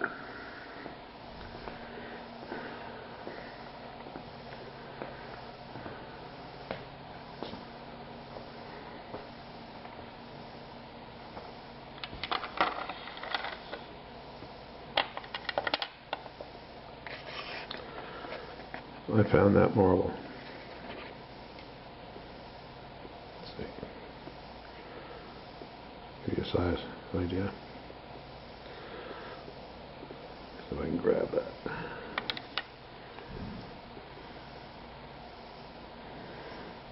This is a Christiansen marble. Christiansen was the first guy to machine make marbles between 1906 and 1917. I don't think they're showing the light well in here, but it's a beautiful red. It's a Christiansen Bloody, or a Christiansen Slag, they call it. Has a little wave on it. And I started dancing around. I was saying, oh Lord, thank you, thank you, thank you, Lord God, thank you. And I bend down to pick it up. And on either side of it, right next to it, was a jewelry quality piece of red glass. Now, reds are 1 in 5,000 pieces. So, the chances of this happening are impossible, and it's beyond a synchronicity. It's just outright beautiful. Now, this is how the Creator speaks to me. You may think I'm crazy, but this is how it happens. And what the Creator said to me with this is not a coincidence. You asked for red and I gave you red.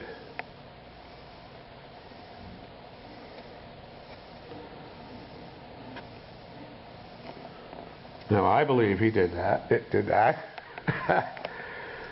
So I could tell you that story. Now, let's see, what should we go do? Let's go back over to the picture, because the next quantum tale happens there too. Because you see, this is how the quantum world works. It's always evolving around us for us as we live in it. Whether we see it or not, it's happening. When you move your arm, the universe evolves forward for you, so your arm ends up in the right place. Now, it doesn't matter whether you know it or not, because you're God's child. And the Creator loves you regardless. It loves Charles Manson as much as Jesus ben Joseph of Nazareth, who tried to tell people the same thing I'm telling you today. It's as simple as that. But it helps if you understand it, because then you can ask for something. If I didn't know I could ask and receive, I wouldn't have my red marble. That's the difference. Now, I was on the beach one day on here, and a family had come, I think legally, on a negative tide down the shoreline. You could get there legally along the shore on a negative tide. And they had a little girl of about 8 or 10 years old. And in 2 hours, she found 9 red pieces. Now, I would find a red once every 3 or 4 months, because when I walked the beach, I was just looking for whatever caught my eye, whatever was unusual amongst all the other glass. But she was looking specifically for reds, and she found 9 reds. One of them, I was coming up this way, and she came running up to talk to me, and after we finished talking, she looked down, and right between my feet, she picked up a piece like the ones I just showed you with the red marble. That's a $150 piece of glass. Now, I wanted to strangle that little girl, but of course I didn't. And later on in the day, I actually found a red, a nice one that had been heated, so the gold that gives red its luster, the bright red its luster, had separated out in flakes within the glass. Very interesting piece. Somebody stole, unfortunately. Anyway, so you see, she was looking, and so if you have a dream in your life, if you want to have a bakery, if you take the first step, you'll end up with a bakery, because the next step always appears. When I started out, I was doing this because I wanted a little bit of money to go play golf or something, because I had 2 girls in school, and I'm in college, and I'm on a pension, and they were keeping me tapped out. And I haven't played golf since I started doing it. Why? Because the next step kept appearing. I didn't find this beach for 3 years, but the next step always appeared. That's the way it works. So, be as a little child, see? Now, let's see. What can I do here? I'm going to go into my book.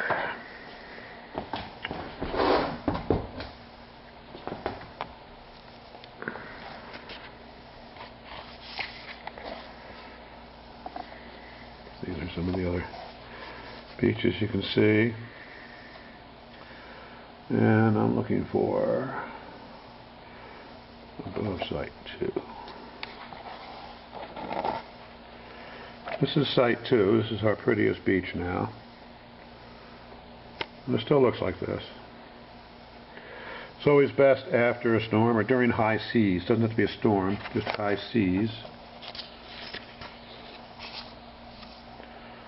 That log's been there forever. Rolls around, it just stays on the beach, nothing washes away. Okay.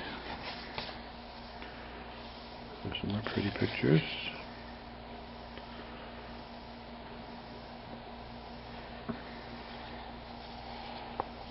Oh boy. Well, let's see, how can I say this so it makes sense? When I started selling, I was selling on the headlands, not at this end,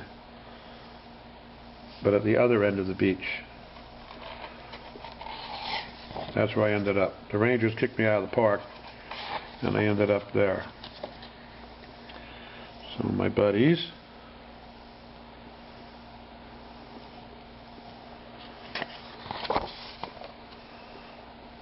Okay. This little pelican guy. I don't think he made it. It was probably a chick. Most of the baby birds don't survive because they can't teach themselves how to hunt or scavenge for food. The seagulls have a very high mortality rate, as do the pelicans. Anyway, this way, up there on top of the headland there. That's where I was selling. And one day I was sitting there, and a fellow came along, and he says, you know, what can I do? Where can I go? And I said, well, I said, you can go down here behind me into the Slag Pile Cove, which you can see here. This is the Slag Pile Cove. And you see why it has a slag pile. And I said, you might find something, you know, rare, like a red, because things break out of the slag pile. And he goes down. 15 minutes later, he comes up. He's got a beautiful red, like the ones I just showed you. $150 piece of glass, just beautiful. And I start laughing to myself because I know what's going on with him. And he says, well, he said, what can I do now? And I said, well, here's the Slag Pile Cove. That's where he found the red. And I said, well, you can go down here behind me on the site 2, the main beach. I said, there's a lot of glass down there. That's it. And I said, you might find something really rare, like a red. I mean, like a grape purple. I'm trying to get the glare off. Now, grape purple is like an orange. It's 1 in 10,000. And as I told you in the museum section, I found 4 in 10 years. Well, 20 minutes later, he came back with a beautiful grape purple. And I just laughed and laughed to myself, because you see, the reason he found those things, the reasons they materialized for him in his world, is because he had the faith of that little girl. She found red because she believed she could. That's the way it works. Can't force it to be.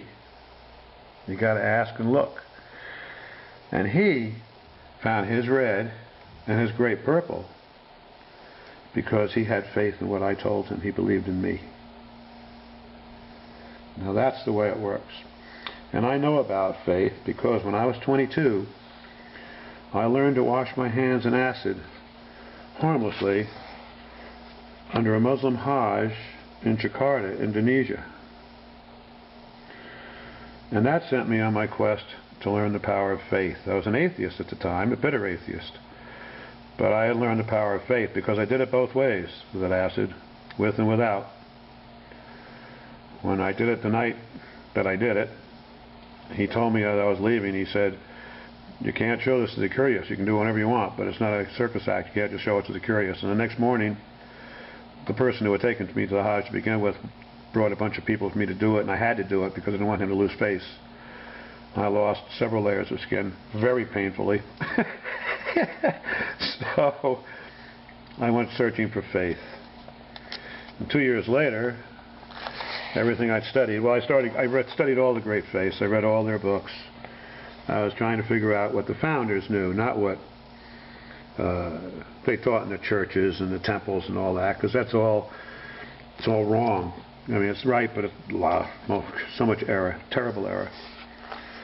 So I had an epiphany, and I entered that world of light I described to you.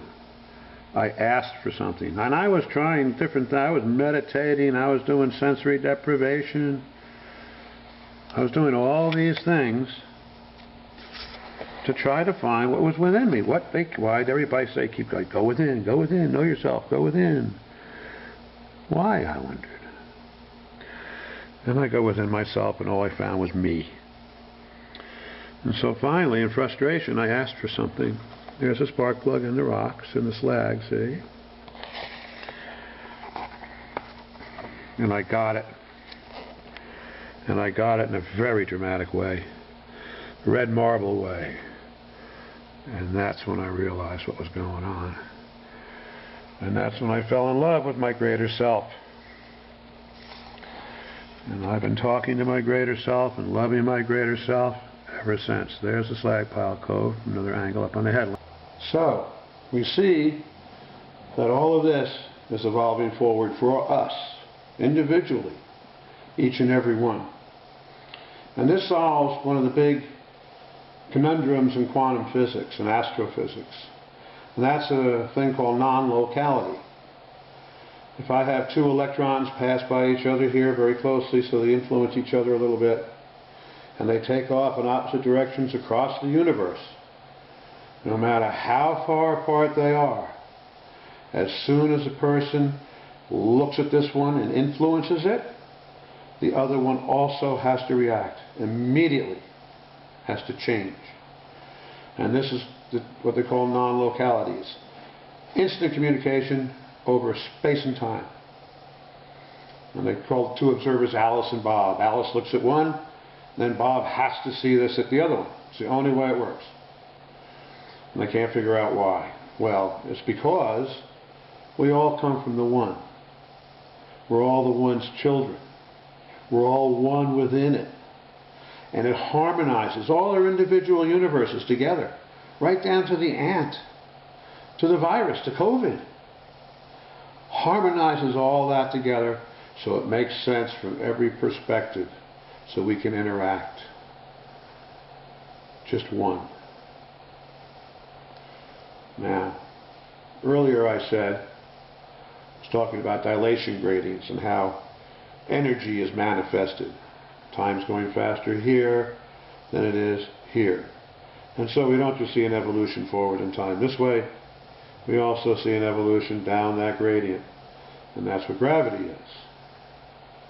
Alright, so when we look out into space, one of the big mysteries is why in galaxies the solar systems evolve faster the farther away they are from the center of the galaxy.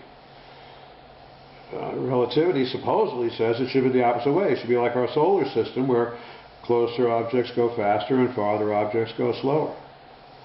And the reason is because they're not seeing this continuum. They're seeing the objects fall through space rather than evolving through a continuum, which is what's going on. Time's faster here, it's evolving down the continuum here. And this is what's happening too in the galaxies. The smaller, the galaxies get thinner as you go out from the center, and so that's less mass. Less mass evolves faster, and that faster evolution in time results in what we see as faster velocities around the center. But again, it's not moving around the center through space. It's all evolving forward together in the space-time continuum. And those just appear to be the motions that we see. So that takes care of dark matter. There's no more dark matter. And I explained about dark energy. It's not dark energy. It's our acceleration in time. And if you go outside and you look at any living thing, what I say will be reaffirmed. The 2.2 billionths of a second acceleration in the rate of time within us, within life, causes life to grow up against the direction of gravity, against the forward direction of time. If that's the acceleration showing itself. It's an acceleration relative to the rates of time going down. That's life manifesting itself. And it's not the particles, it's not godlessness, it's not you need something here or there that life came from. The life is everywhere. It's the universal cosmic consciousness. It's the creator. And everything comes from the life. The life doesn't come from the universe. When we die, you see a dead body. All the RNA is there, all the DNA is there, all the parts are still there. But there's no motion. The animation has left. The life. So, keep this in mind. You're God's child. That's you. And when you have faith, you have divine power. In faith, there is divine power. This is why we have miracles. This is why we have miracles. This is why I could wash my hands in acid one night without hurting it. And the next day, the next morning, burn layers of skin off my hands because in the one instance I had faith, and in the second instance I had doubt. So the best way to curry your faith, to make your faith grow, is to ask. Now, you see a lot of people praying like this, and they're trying to be humble while they're indulging their Holy Spirit. But it's fine, no matter how you talk to God. I talk to God all the time. I talk to the Creator. Right, Lord? And you see what I did? I looked up, not down. The Hindus call your third eye the Om. Alright? And it's a third eye because you're looking differently. And so, even the atheist, right? When the atheist says, "Oh God," where does he put his eyes? Right? So when I talk to the Creator, I like to do it like this. I don't always. I'll talk to the Creator looking at a book, playing poker. But for the most effect, my deepest feelings, I like to go like this. Hi, Lord. You see how that love came back through me? That's what they call rapture. It's a difficult place to stay because it's a very, very strong love. And I recommend that you do this alone in your room with the door closed, just like Jesus suggested. Don't do it in the temples amongst everybody muttering and babbling and repeating things over and over again, hoping it makes them holy. Repetitive prayers don't do anything except still your mind, like a mantra. The love of God is the loving of God. The loving of your greater self. And you can take that self everywhere with you. It's always with you. You don't have to go to church or temple to pray. You don't have to get on a telephone on a prayer line to pray and have people babble this and babble that. You talk from your heart. It already knows your heart. It's your greater self. Right, Lord? Thank you for my memorial. And don't forget to say thanks. So, I hope that gave you hope in this time of troubles. It's my constant companion. And I'm going to give you a little scan now of these pieces behind me. Right, because these are the most expensive pieces I have.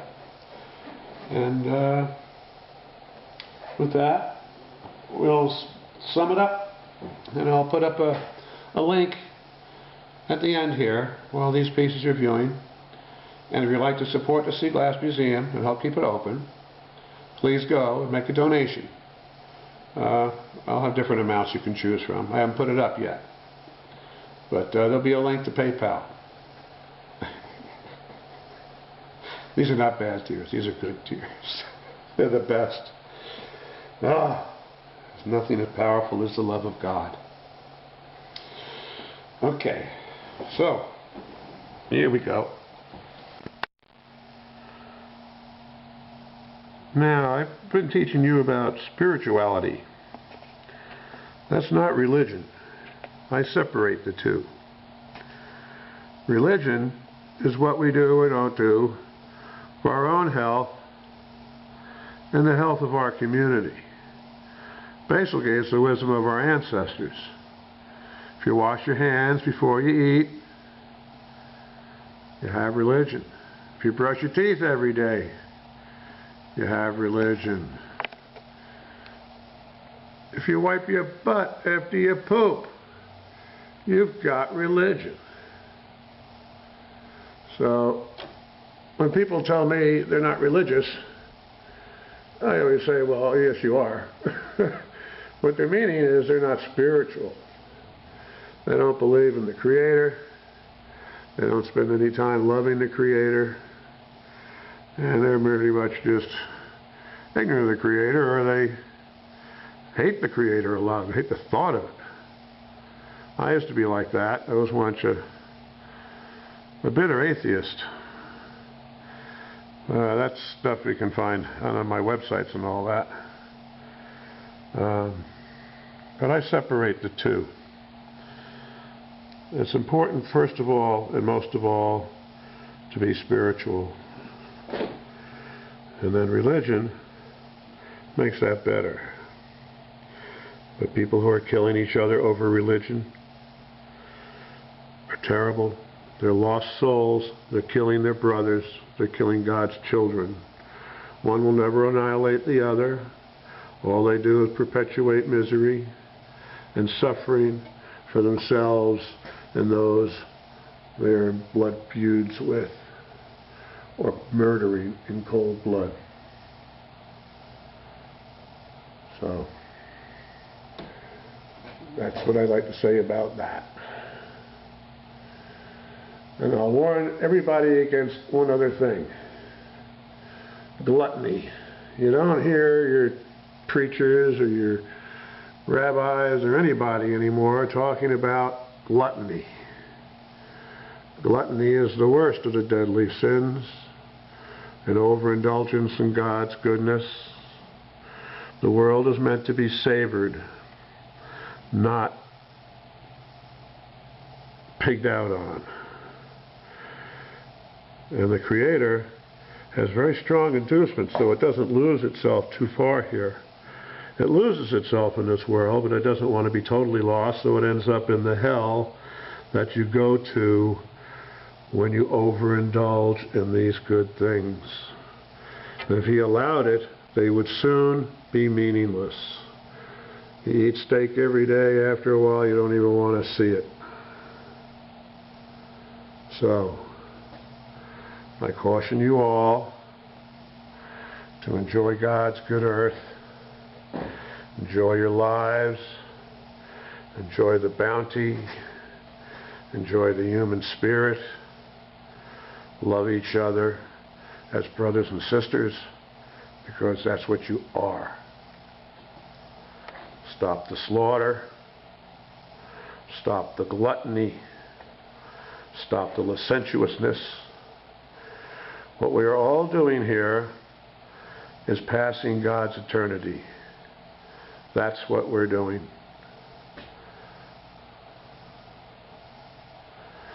And if you pass it well, then you're in God's heaven. The kingdom of heaven is at hand. All you have to do is pick it up. And it lies within you. Don't look over here. Don't look over there. And don't be looking for the kingdom after you die. Why would the Creator want to keep any of us around for eternity when it is escaping its own hell here?